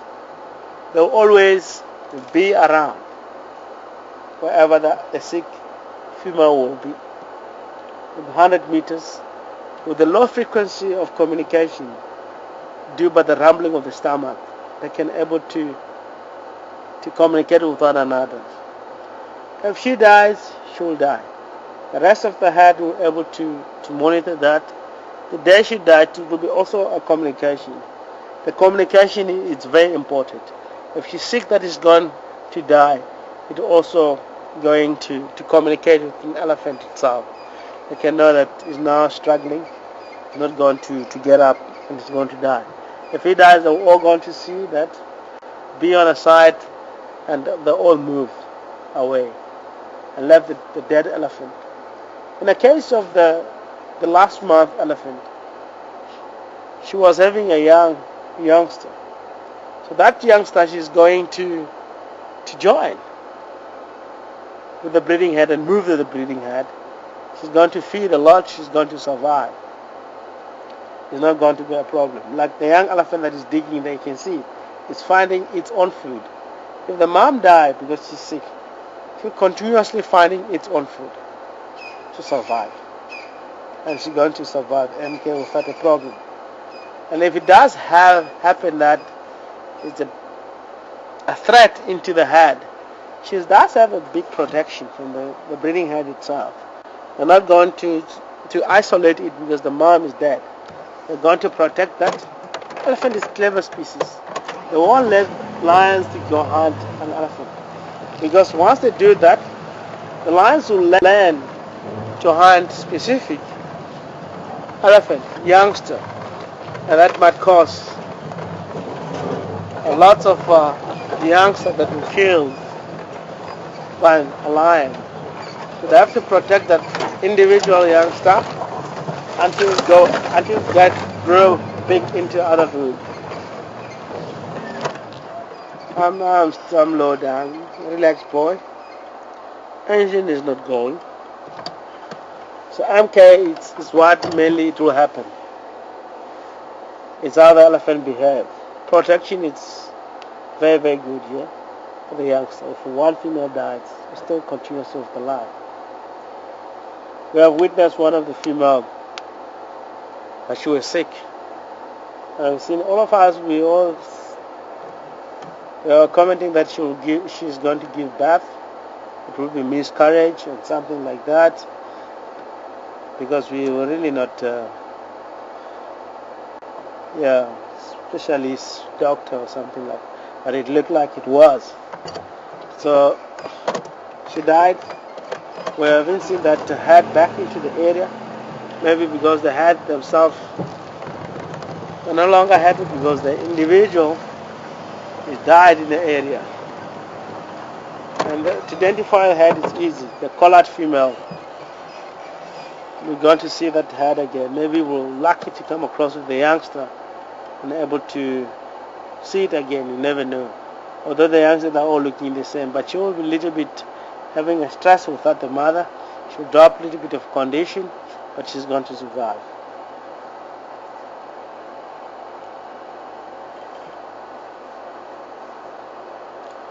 I've seen again down south there was a young female that had a youngster, and suddenly they have dig a gravel and it was a big ditch inside, and the youngster fell inside, and the rest of the herd come and try to take the youngster off. They didn't manage to do so. They spent 2 days on that area, and eventually they move off. The pride of lion, they come. They went inside, killed the youngster and drag it out and take it off from that area.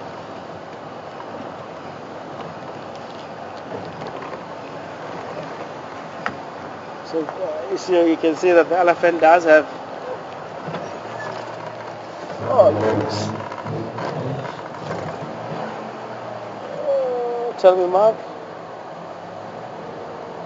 That's a heavy, heavy cloud, and then it is a window where the sun is just reflecting off. It's such a beautiful sunset today. Down.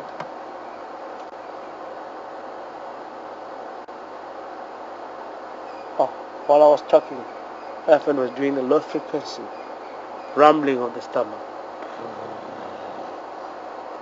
Oh, look at this! Such an amazing day, beautiful.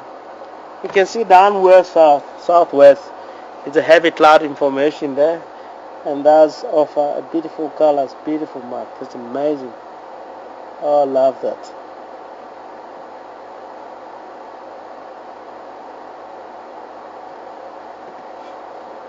I really love the sunset. Let's stay with this elephant. Are still with us here.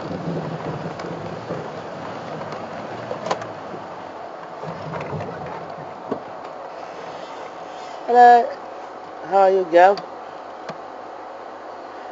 In most of cases, we might interpret elephants another way around. Sometimes we do have a question, did the elephant get notice that this human being in board? Sometimes we said the elephant used the silhouette of the vehicle. It looked like it's a one image. It's not all the case. I believe these species have a very good sense of smell.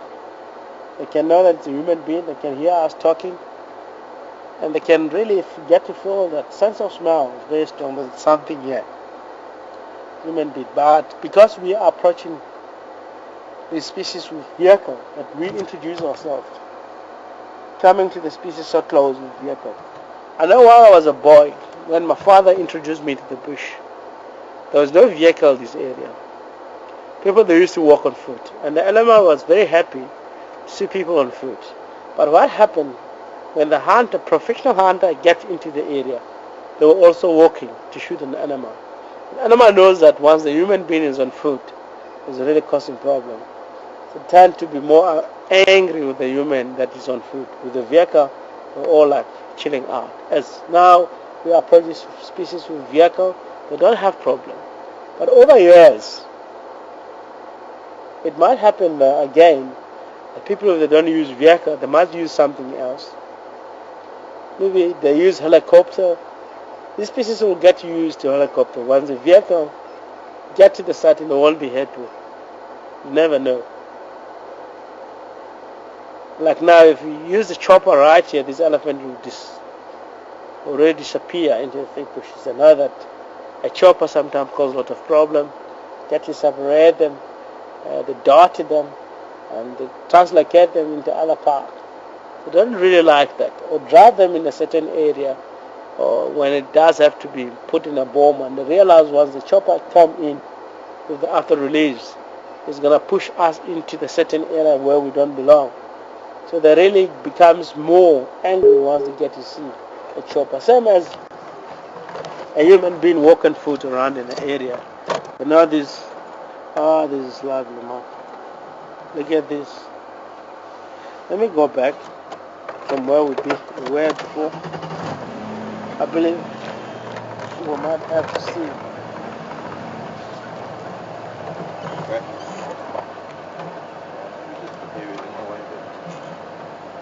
You can see there on that spider, I believe there's a golden web of spider. Tiny little of them will look like getting active. It's a community web. And the spider that are there,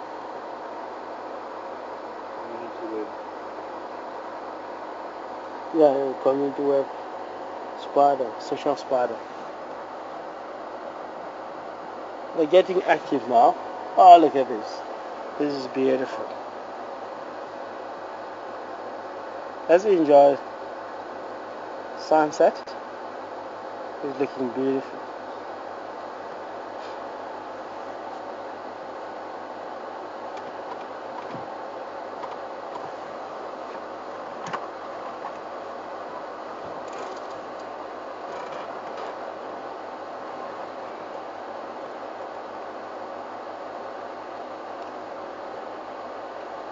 Sorry, he's moving a bit because of the angle of the camera.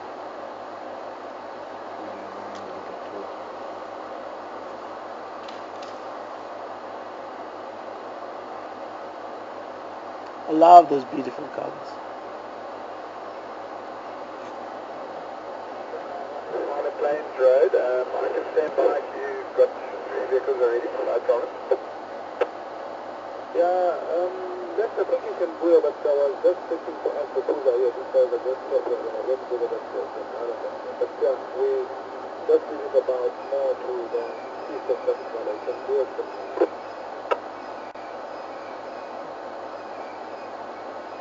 Right, copy. Station Moreda was done. Anything further? Yeah, next time we've got 25 taking smaller plane. Next week is not the one taking smaller plane as well. So, yeah, we were looking for cruiser in the Confirm how many over? So far it's open, Dr. Lex is making his way there. Yeah, myself and Ephraim is just on the trail. Thanks, man. We're interested. We're on Batila Road. We're going to make our way as quick as in that area. Yeah, you're welcome. Guys, we are about to take our break. When we get home. Saf and Bob will just come right now. I just want to take you one of the best sighting of one of the best character in history. What I'm talking about in history, the first pride. There's a last centipede female that she's located at Pala Plain. If I'm saying that one of our of line in history, I'm going to talk more about that. Because it's the first pride of Vietela since Juma Vietela Lodge built around here. The first pride of lions that were in this area. When I joined the Vietela early 2001,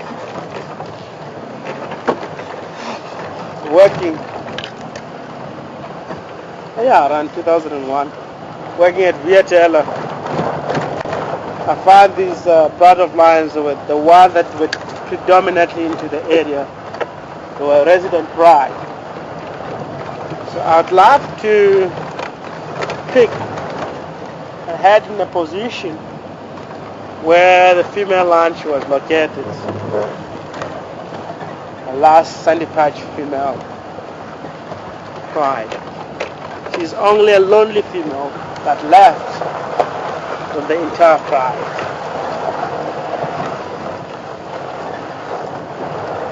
The reason why we are going to land together or share together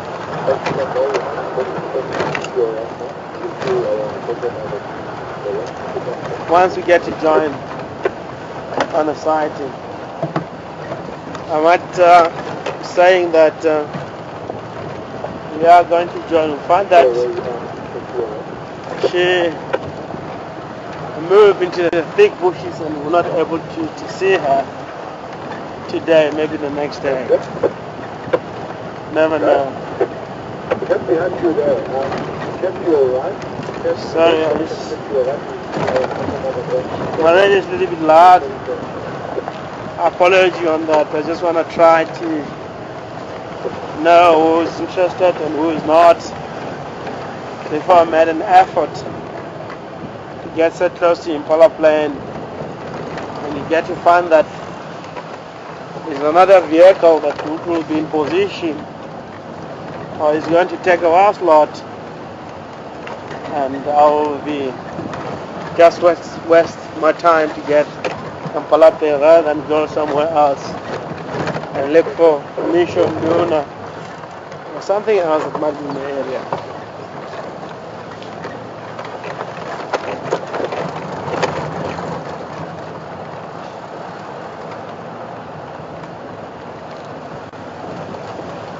Yeah, for my last question from MK, thank you so much about an elephant.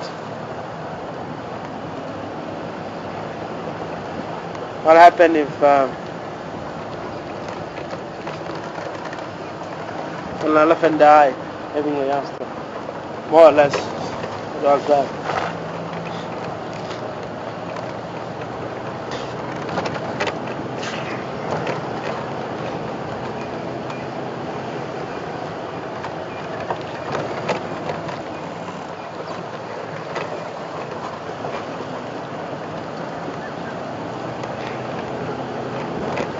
Through.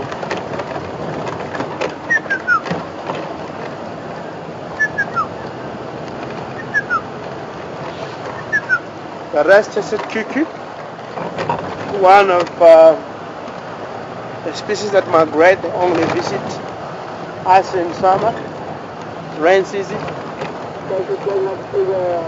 Once you get to hear it singing this song, Pete Mafro, or chorus, it does in our culture and different cultures again know that it motivates rain that is going to come. But we have them for many, many days this year, and the rain is just only come today. So they might even themselves, they have to sing war. Like in our culture, people that have to do the rain dance. You know what the rain dance? The rain dance is only done by the old women in our society. But they'll go out having that cleaning campaign, lying papers and everything that might be not necessary to be on the ground.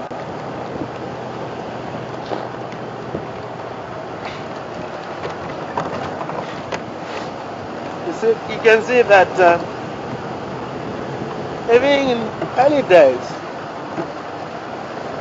people used to take care of the environment, because the rain dance that do by the old people is something that we found as with the Shangaan tribe over 600 to 800 years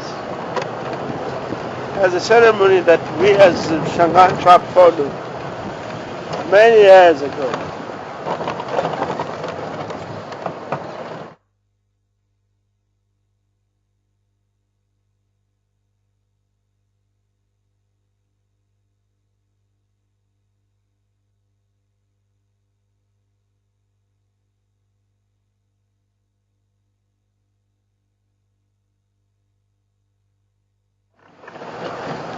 Jennifer, you ask your question when the elephant doing something with their trunk on the ground.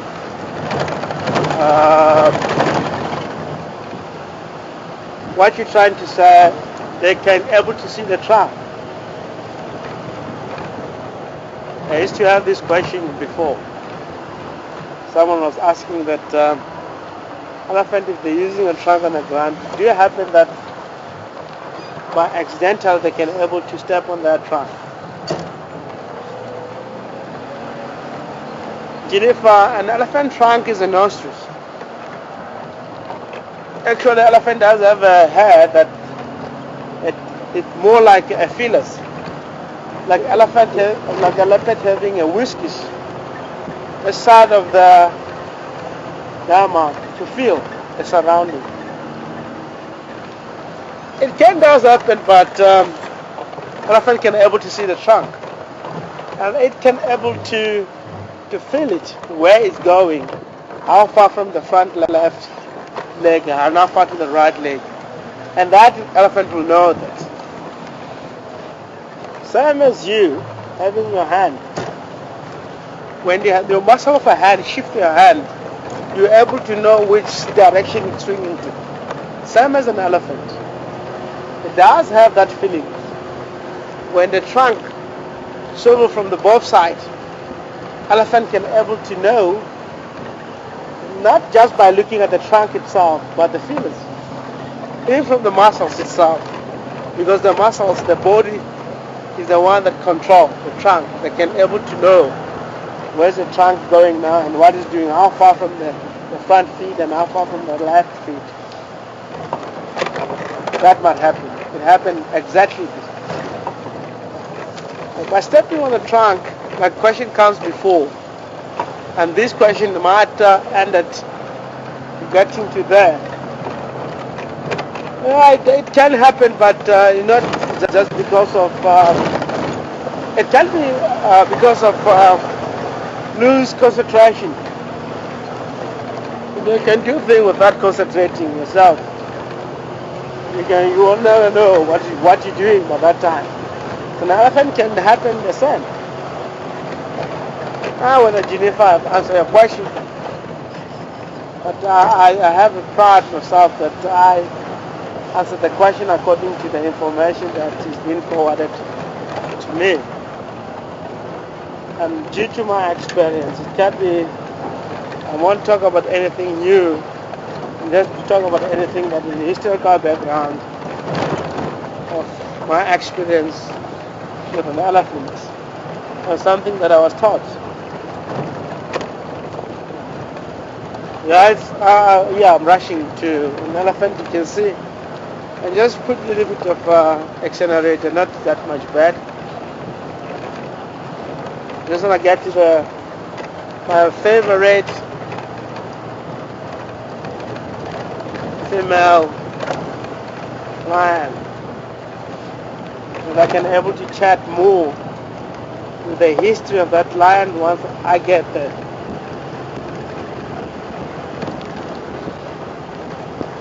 Are you happy, Hanuman? Yes, sir. Cool, man.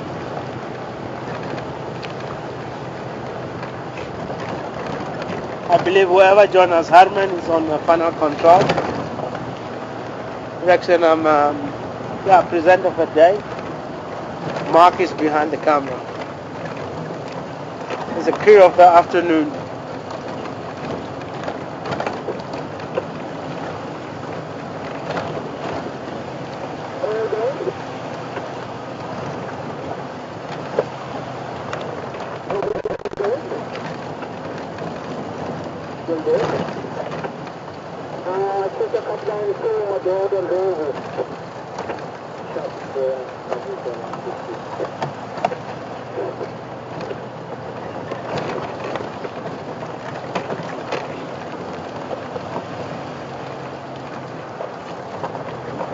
Guys, we might experience a little bit of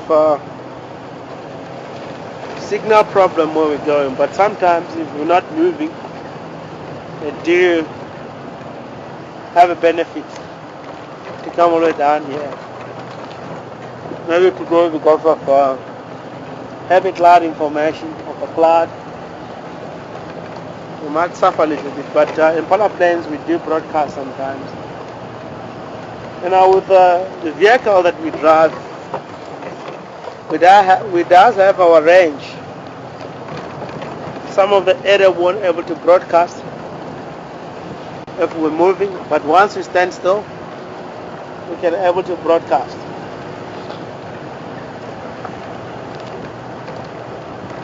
Very interesting again. It does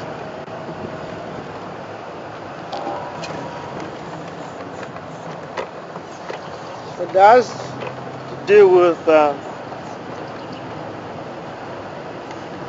area. Some of the areas low down, some of the areas are high a little bit, because we can able to broadcast with the Jika from Dixie without having a big antenna on the vehicle.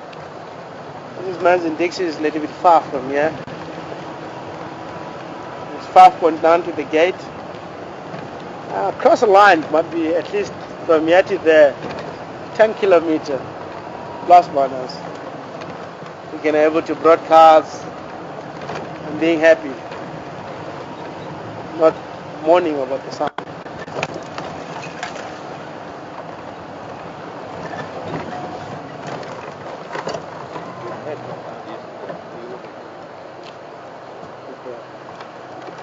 Station Bengala.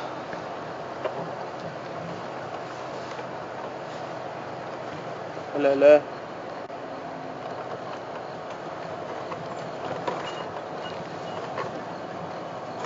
Jackson.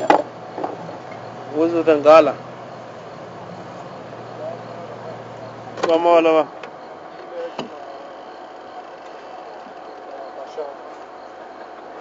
To make Google show.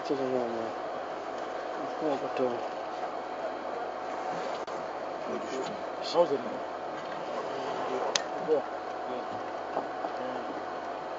Station Bengala.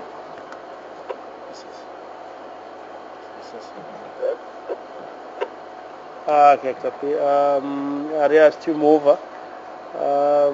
Yeah, I was interested. I'll go somewhere else. I'll come back.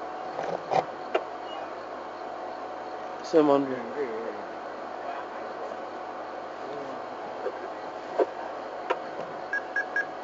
As soon one mover moves out, keep me updated. I'll be interested. Oh, move on, move on. Rick, and there are only 2 movers here. If you want to come in. Yeah, I'm going to join if one mover. It's fine, no matter. Copy. Okay, folks, what we're going to do now, because we are just waiting for one vehicle to come out, we do need to stretch our legs. We're going to stop right here for 10 minutes break. I hope Harman will take you back to Gary Waterhole. Enjoy the Gary Waterhole. Soon the vehicle is out there. For 10 minutes time, we're able to head down. Enjoy the Gary Waterhole. See you shortly.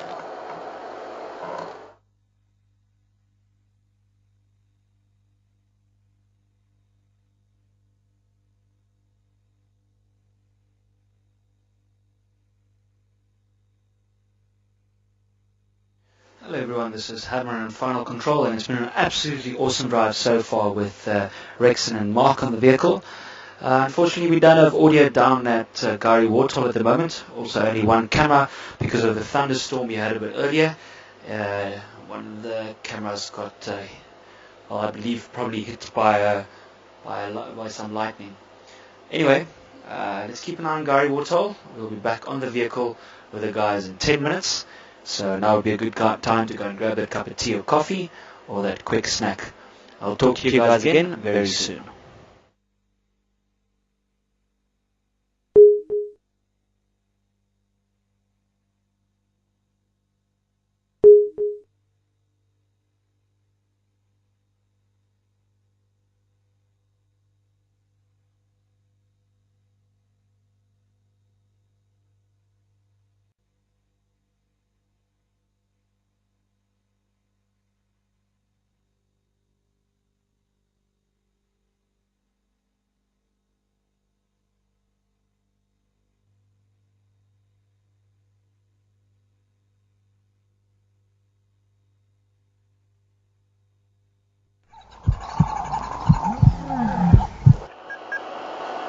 Yes, welcome back on a lovely, beautiful sighting of the last Sandy Patch female. One of the female that she left on Sandy Patch Pride itself.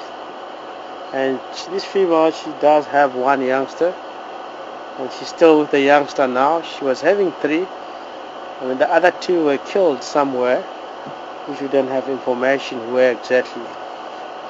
But I would really saying that the female, she's more like becoming a nomadic female because she doesn't have existing structure to help when it comes to protecting its own territory.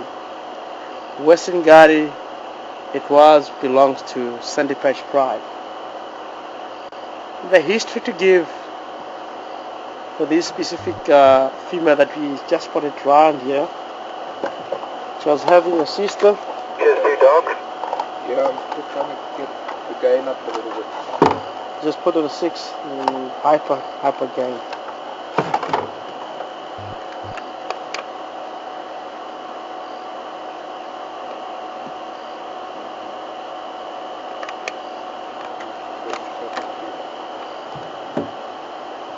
That's why I can hyper gain sometimes. And she's such amazing. Around 2000, before 2000, 2002, 2001, there was a fight with the Styx Pride and the Eiffel Pride, I remember. And the youngster, playful. The 2 female from Styx Pride, they get separated and went across from Aratuza Safari and ran in the direction of north.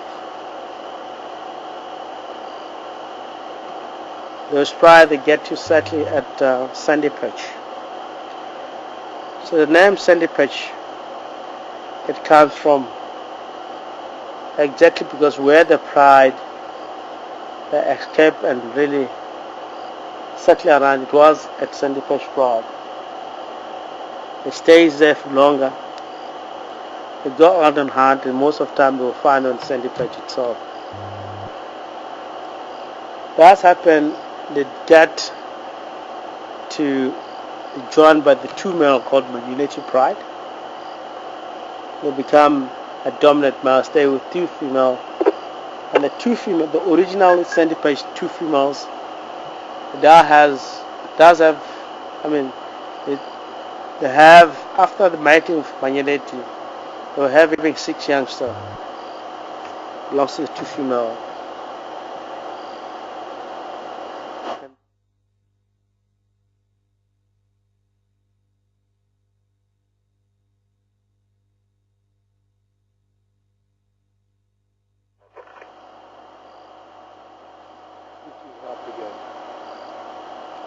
But the shutter speed is too low.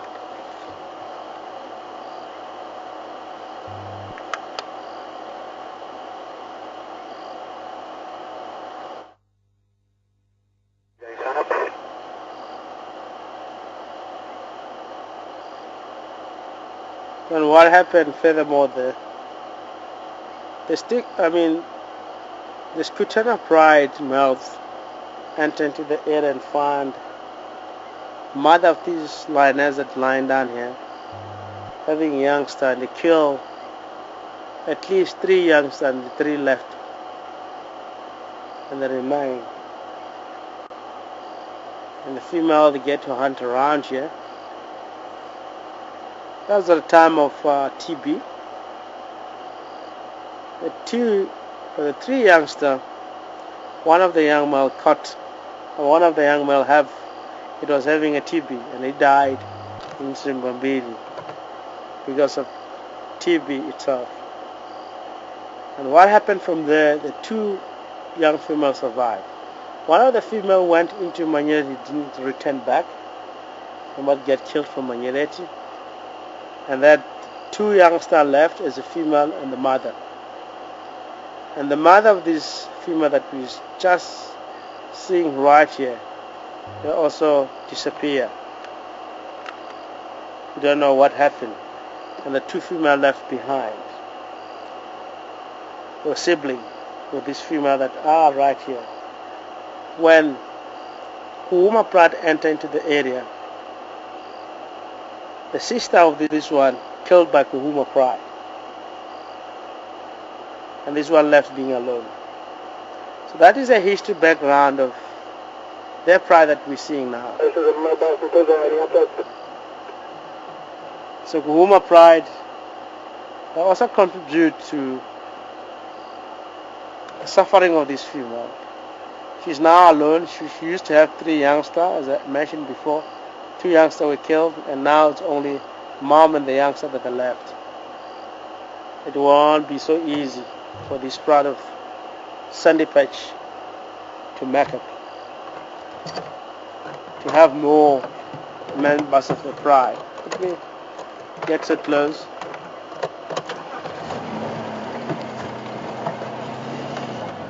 A little bit, not really what's going to happen. The signal, this is our shadow of the signal. It might cut, it might sustain. I just hope.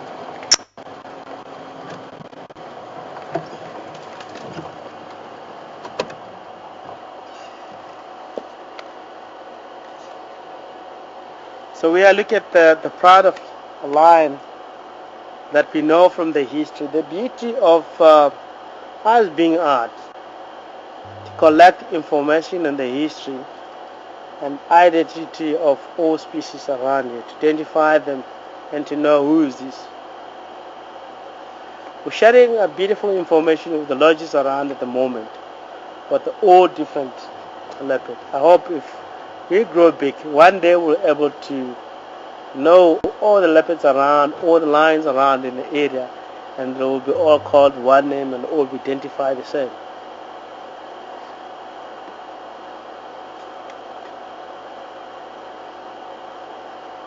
The youngster look like he's been grown up now.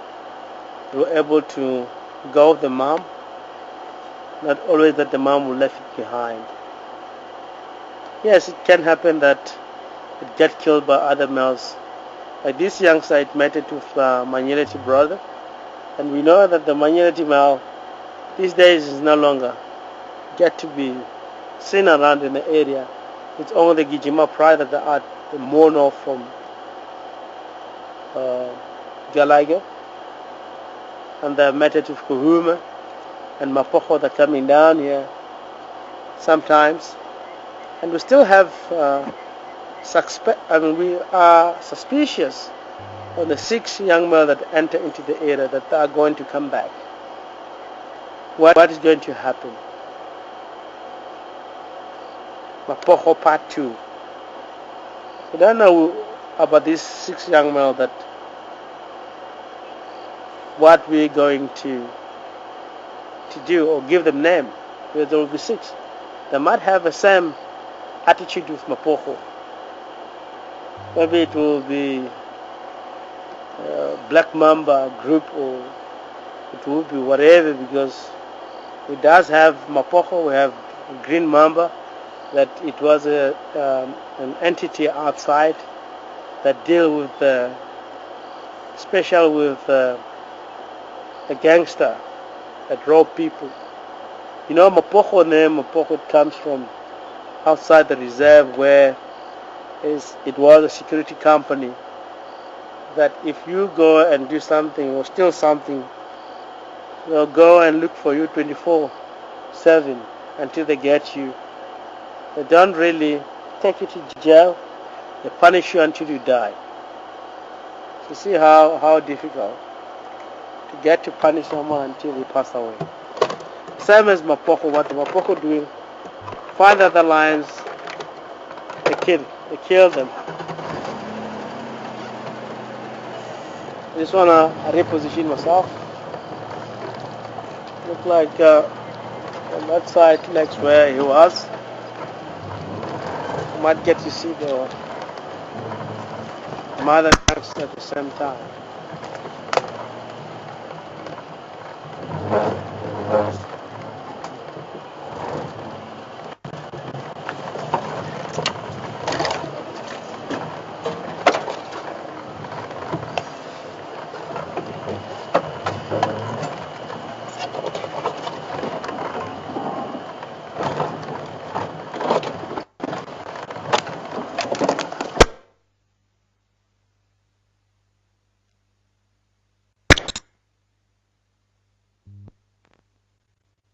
Audio still in use, but really bad breakup.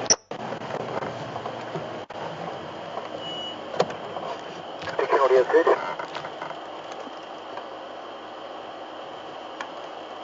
Just look at the youngster.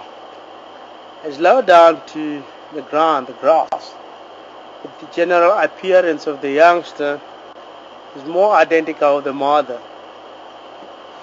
Because to identify Sandy Patch female, this female doesn't look the same with the other lion or lioness that are existing in the area. Sandy Patch female, she does have hairish more to the ears, a little bit more fluffy around below the ears. You can see it from the distance. She's a very big female. And the youngster, once I get here, she was more like having that sort of a same appearance, sort of identification with the mother. Is how you might know Sandy Patch before. These lions have suffered a lot in the area, but it seems like if we may able to raise this youngster, they might have a relief. A second later, it might not be able to grow. Unfortunately, this is a young male, by the look of the thing, which it has to abandon the mother and go and join the other cohesion of males somewhere, which we don't know. That is the nature of the lion. A young male doesn't really stay in the tribe of the mother. Young male has to become a nomad lion, just to explore around, got to join with the other young male that also have to withdraw from the mother because of the nature of the behavior of a lion, withdrawn the mother from 2.5 years and wander around looking for their own cohesion and grew together for its own survival, of challenging the dominant males in different areas, fight until they get to take over from a dominant sheep. To be a lion is not easy. As raising most of the time in a lion society, lifespan is very short. You must always in a fight. You never know what happened in a fight. Same as you play football. There's a win and lose. You never know if you challenge other males, what will be the outcome before you get there. You might be confident of going and fight or play soccer. You might get loose. So the lions are raising. No one will never ever predict the lifespan of the lion due to that reason.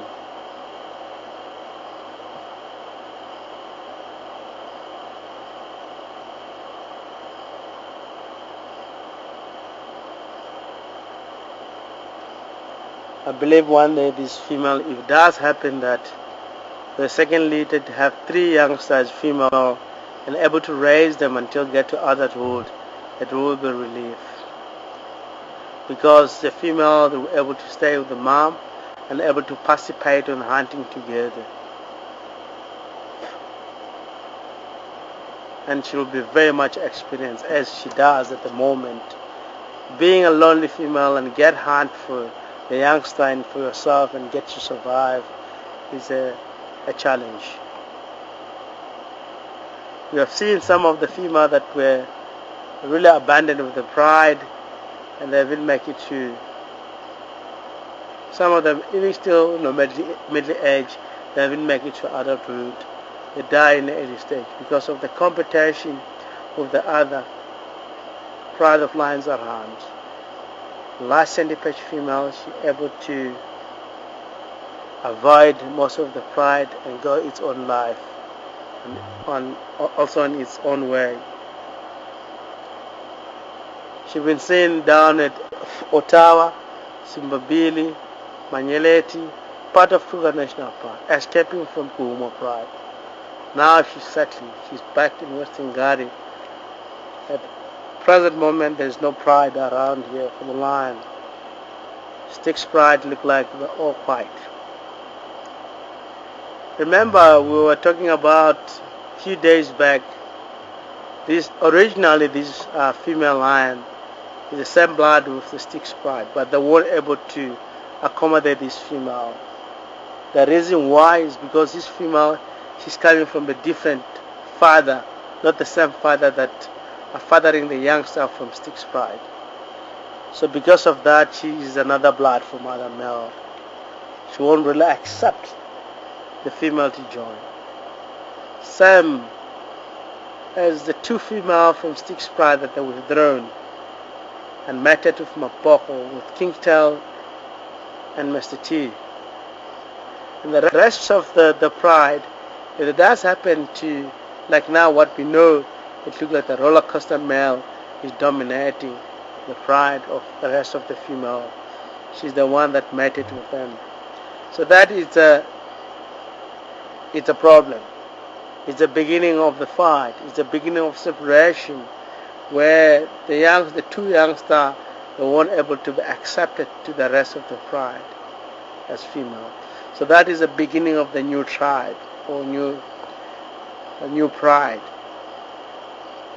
So one day, if the 2 female that withdraw from Styx pride have this youngster and they're going big, they weren't able to go back to the Styx pride. Once they have to come together, it has to be a fight, because they're all mated with different males and have to protect their position, have to protect their status and the decision that they have taken to accept the other male.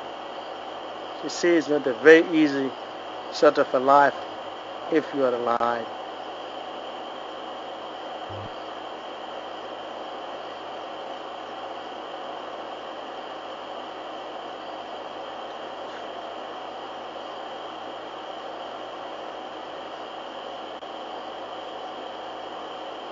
blood cut, lying lion, lying down.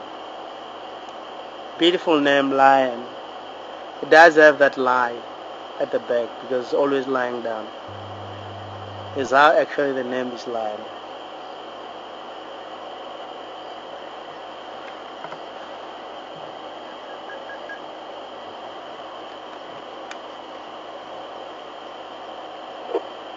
One of the respected species when it comes to power.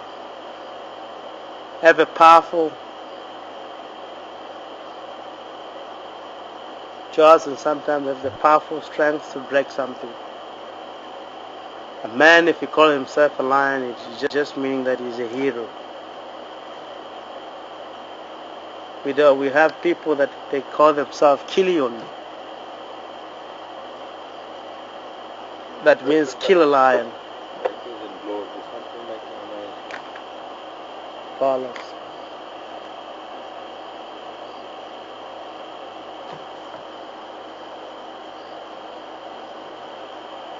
As I have to switch off the lights because of the Impala.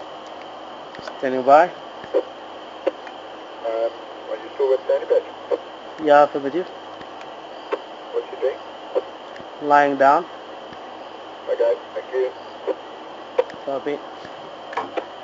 Yes, this is it's more, if it's not the law, it's the rule. Lion is still lying down here, but because of the Impala that are here, I wasn't able to put a light on the lion. To explain furthermore why, this is a crime against nature. Lion mustn't get to seen by the Impala mustn't get to seen by a lion.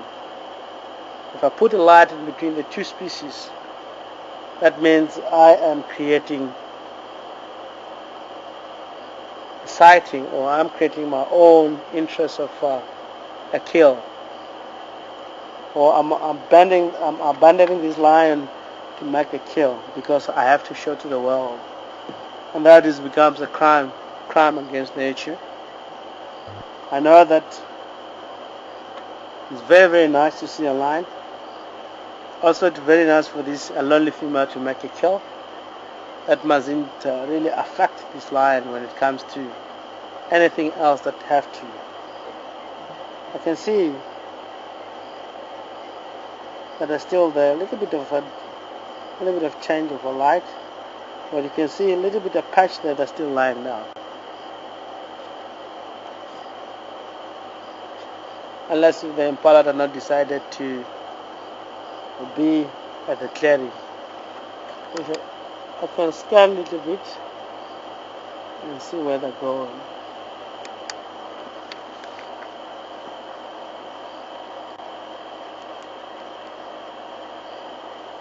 And I had the battery beeping. Yeah, the Jika, which means it will be time for us to go away from the female line, change our battery, and come back. But for me, I will be saying we have to move away because it's starting to be having antelope coming too close to this lonely female. If it was a tribe of a lion, then it would be easy. I will stay here until, but this is how it's very, very sensitive sighting because she's lonely, she have youngster. So I have to move out of here. If the battery cuts, we'll be back again on our way back to the camp. Thank you guys.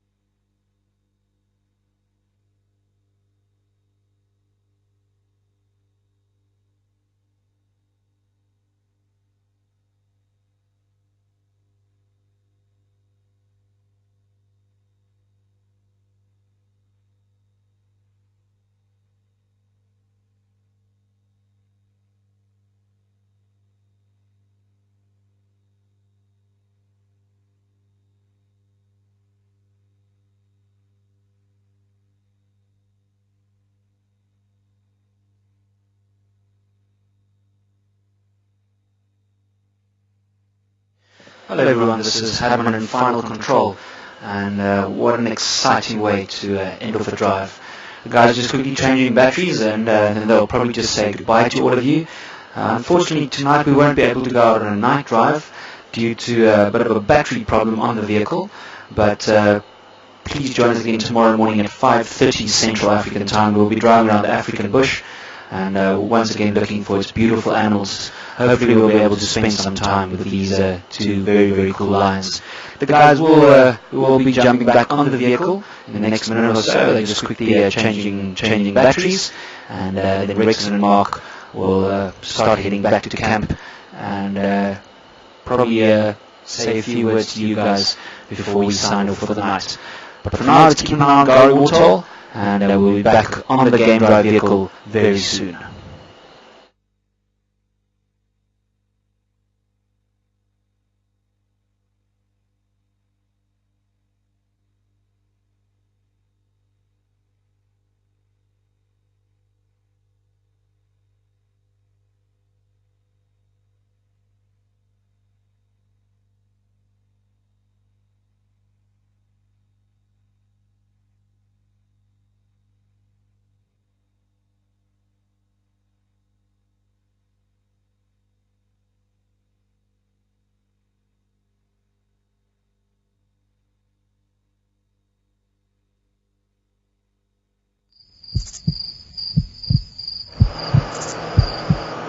Guys, welcome back. After changing the battery, we're not going to go back to the lion sighting due to the reason that I mentioned. A lonely female lioness that is raising one little cub, and it's not easy. If we will be in a surrounding of that female, we might make the other species aware about the presence of that female. I also announced in Channel 2 that I am off from that area, and I hope that other people have the same feeling that we mustn't really get to that line back again and let everything happen by nature. So I'm happy. I have that feeling for that line, and maybe if we left tomorrow, we might get to see her again on a killer run in Impala Plains. Such a beautiful day. And I've left that female. It's got a lot of head of Mala. They're starting to move into the plain itself. So I decided to leave. That anything must happen by nature. Once you start to hunt, it will be easy. If I'm there, maybe I'll make the Impala aware of Ingala. Next, can you please give us the position of Sandy Patch? Thank you. Sandy Patch female, she's at Impala Plain. Impala Plain is just west of our camp, south of Sandy Patch Vietnam driveway, the Eastern Powerland Road. Guys, if you're familiar with Sandy Patch, all the time you drive Sandy Patch, we lose you. But as long as you stayed at Sandy Patch, as I was explaining when I was going to the sighting, but I know that area, if you're not mobile, our signal will be there. Says where exactly it is. The Triple Arm road that runs from north to south, that's called Triple Arm main road to Mola Mola, is more to the eastern side of that. And as you travel on that road, more to the right it's Arathusa Safari, more to the left is Western-Ngari, where we have a right to traverse. I believe. Sorry to interrupt. I've got a question from HD Go, from JT. HD Go is asking, are the animals more aggressive at night than during the day? That's from HD Go. Thank you. HD Go or HDD Go. HD Go, Hotel Delta Go. Okay. HD Go, thank you so much. Good evening. question: do the animals aggressive at night? Digo, our animals in service centers, Vietela or Juma, South Africa, they don't have sort of a preference of getting viewed, whether it's at night, whether it's in the course of a day. What makes our animals to be more unique right in the area here? They get to be seeing vehicle while they're still young. In the age of very, very young, maybe month old, even before month old, if we're lucky to get to see them, they will get to view around the area. So they grow up in the environment of the vehicle. So a vehicle becomes a part of the environment itself. You know what I'm trying to mean. If you go here, an elephant come here, or buffalo come here, it's a part of the environment with the trees. It won't go for trees, think like is a predator. So we become a part of the environment, and really we fit into the environment because we're driving with a vehicle, we're not on foot. So due to that, all the animals, they don't have a selection of a day. So what time you go, the animal will be more happy.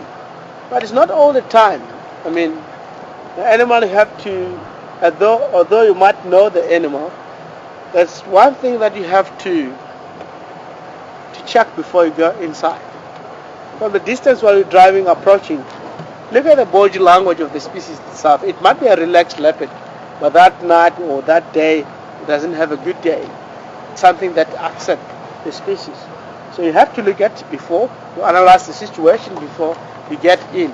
So then you drive slowly, the animal will show itself. It will give you a zone, different zone that shows you it welcomes you, is not happy, all of that. It does have a sign. As long as you read the game, you are able to read it also, what's going on with that particular species. Although you might know that it's very relaxed, but sometimes it might surprise you. So you must learn, you must have to respect that all the time. So with the dam, HDGO doesn't really have a preference of a day or night. All of them suddenly get more relaxed. There's some of the species HDGO. Of course, if a leopard is more like wild, some of the leopard, they really accept the vehicle at night. So, but I know that there's few of them that do that. Like Jordan males, it does accept vehicle at night. Only one vehicle, not really more than one vehicle. He's not happy with that. He tend to be disappear into the thick bushes before all vehicle get there. But if one vehicle, it can be so close, it's very, very relaxed. But once it does involve two vehicles, he's not that much happy. He's more like skittish. So in nature, there's species that really accept the preference of a day at night, tend to be relaxed or down. So HDGO is how actually our leopard behaves in the area. And what you can understand that our animals here are a lot more relaxed in vehicles. Only few of them that really accept vehicle at night. During the day they just run away. This kind of behavior is everywhere. You go in service and south and north, they will tell you a few individuals of a leopard or crowd of lions that they're not relaxed. Or individual lion that is not relaxed, entire the pride. And of course of the daylight, they said it's not relaxed. At night it's fine. But that will take maybe few months and get relaxed. But Jordan's is something that he does carry in his blood. Jordan has been around here for many years, but he's still even today. He act like a thief. Just run away because of it. At night you will try to model, but you will be not happy with him.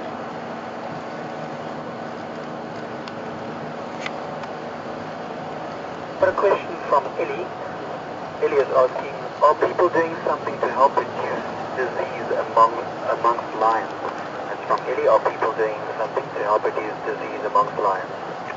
Elephant, we do our people, which means us, habitat managers, guides, general managers, park wardens, they do something about the diseases. Yes, they do, but it depends what diseases, and it depends again what sort of diseases, and depend again what species. Yeah, lions, leopards, wild dogs, cheetah.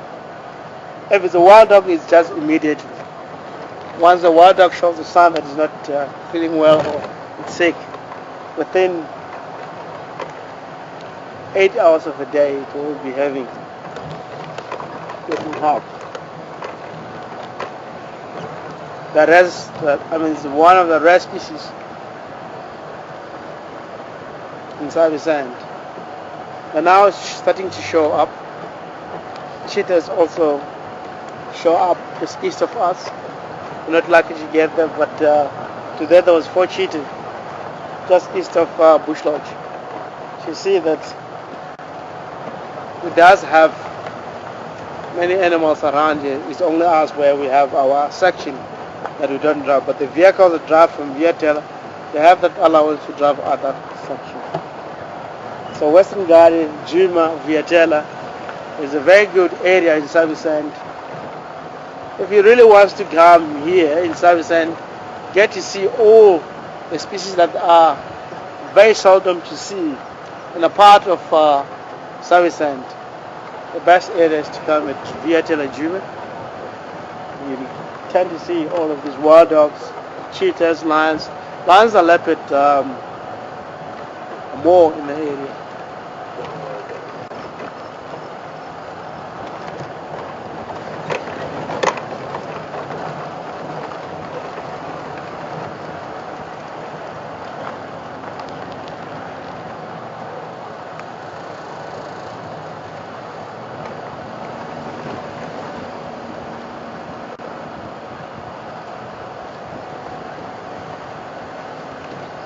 Guys, again,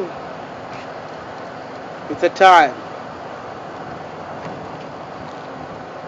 for me to head back. Close down for the evening. Before I do all of that, I really want to appreciate everyone that made an effort to join us on afternoon drive or evening drive, which just really makes me happy. A lot of questions that come through. It was beautiful. And from the Justin TV crowd, I would like to thank you so much. Have a good day from now. I hope it will be Gary Waterhole. It will be a lot of activity or sound or calls and anything that might be around there. But from myself, Rexin, and Mark behind the camera, we're having Harman in the final control. We do appreciate your presence for the afternoon. Again, join us early in the morning. We'll be live again here, seeing all these animals. Have a good day. Thank you. Until see you tomorrow.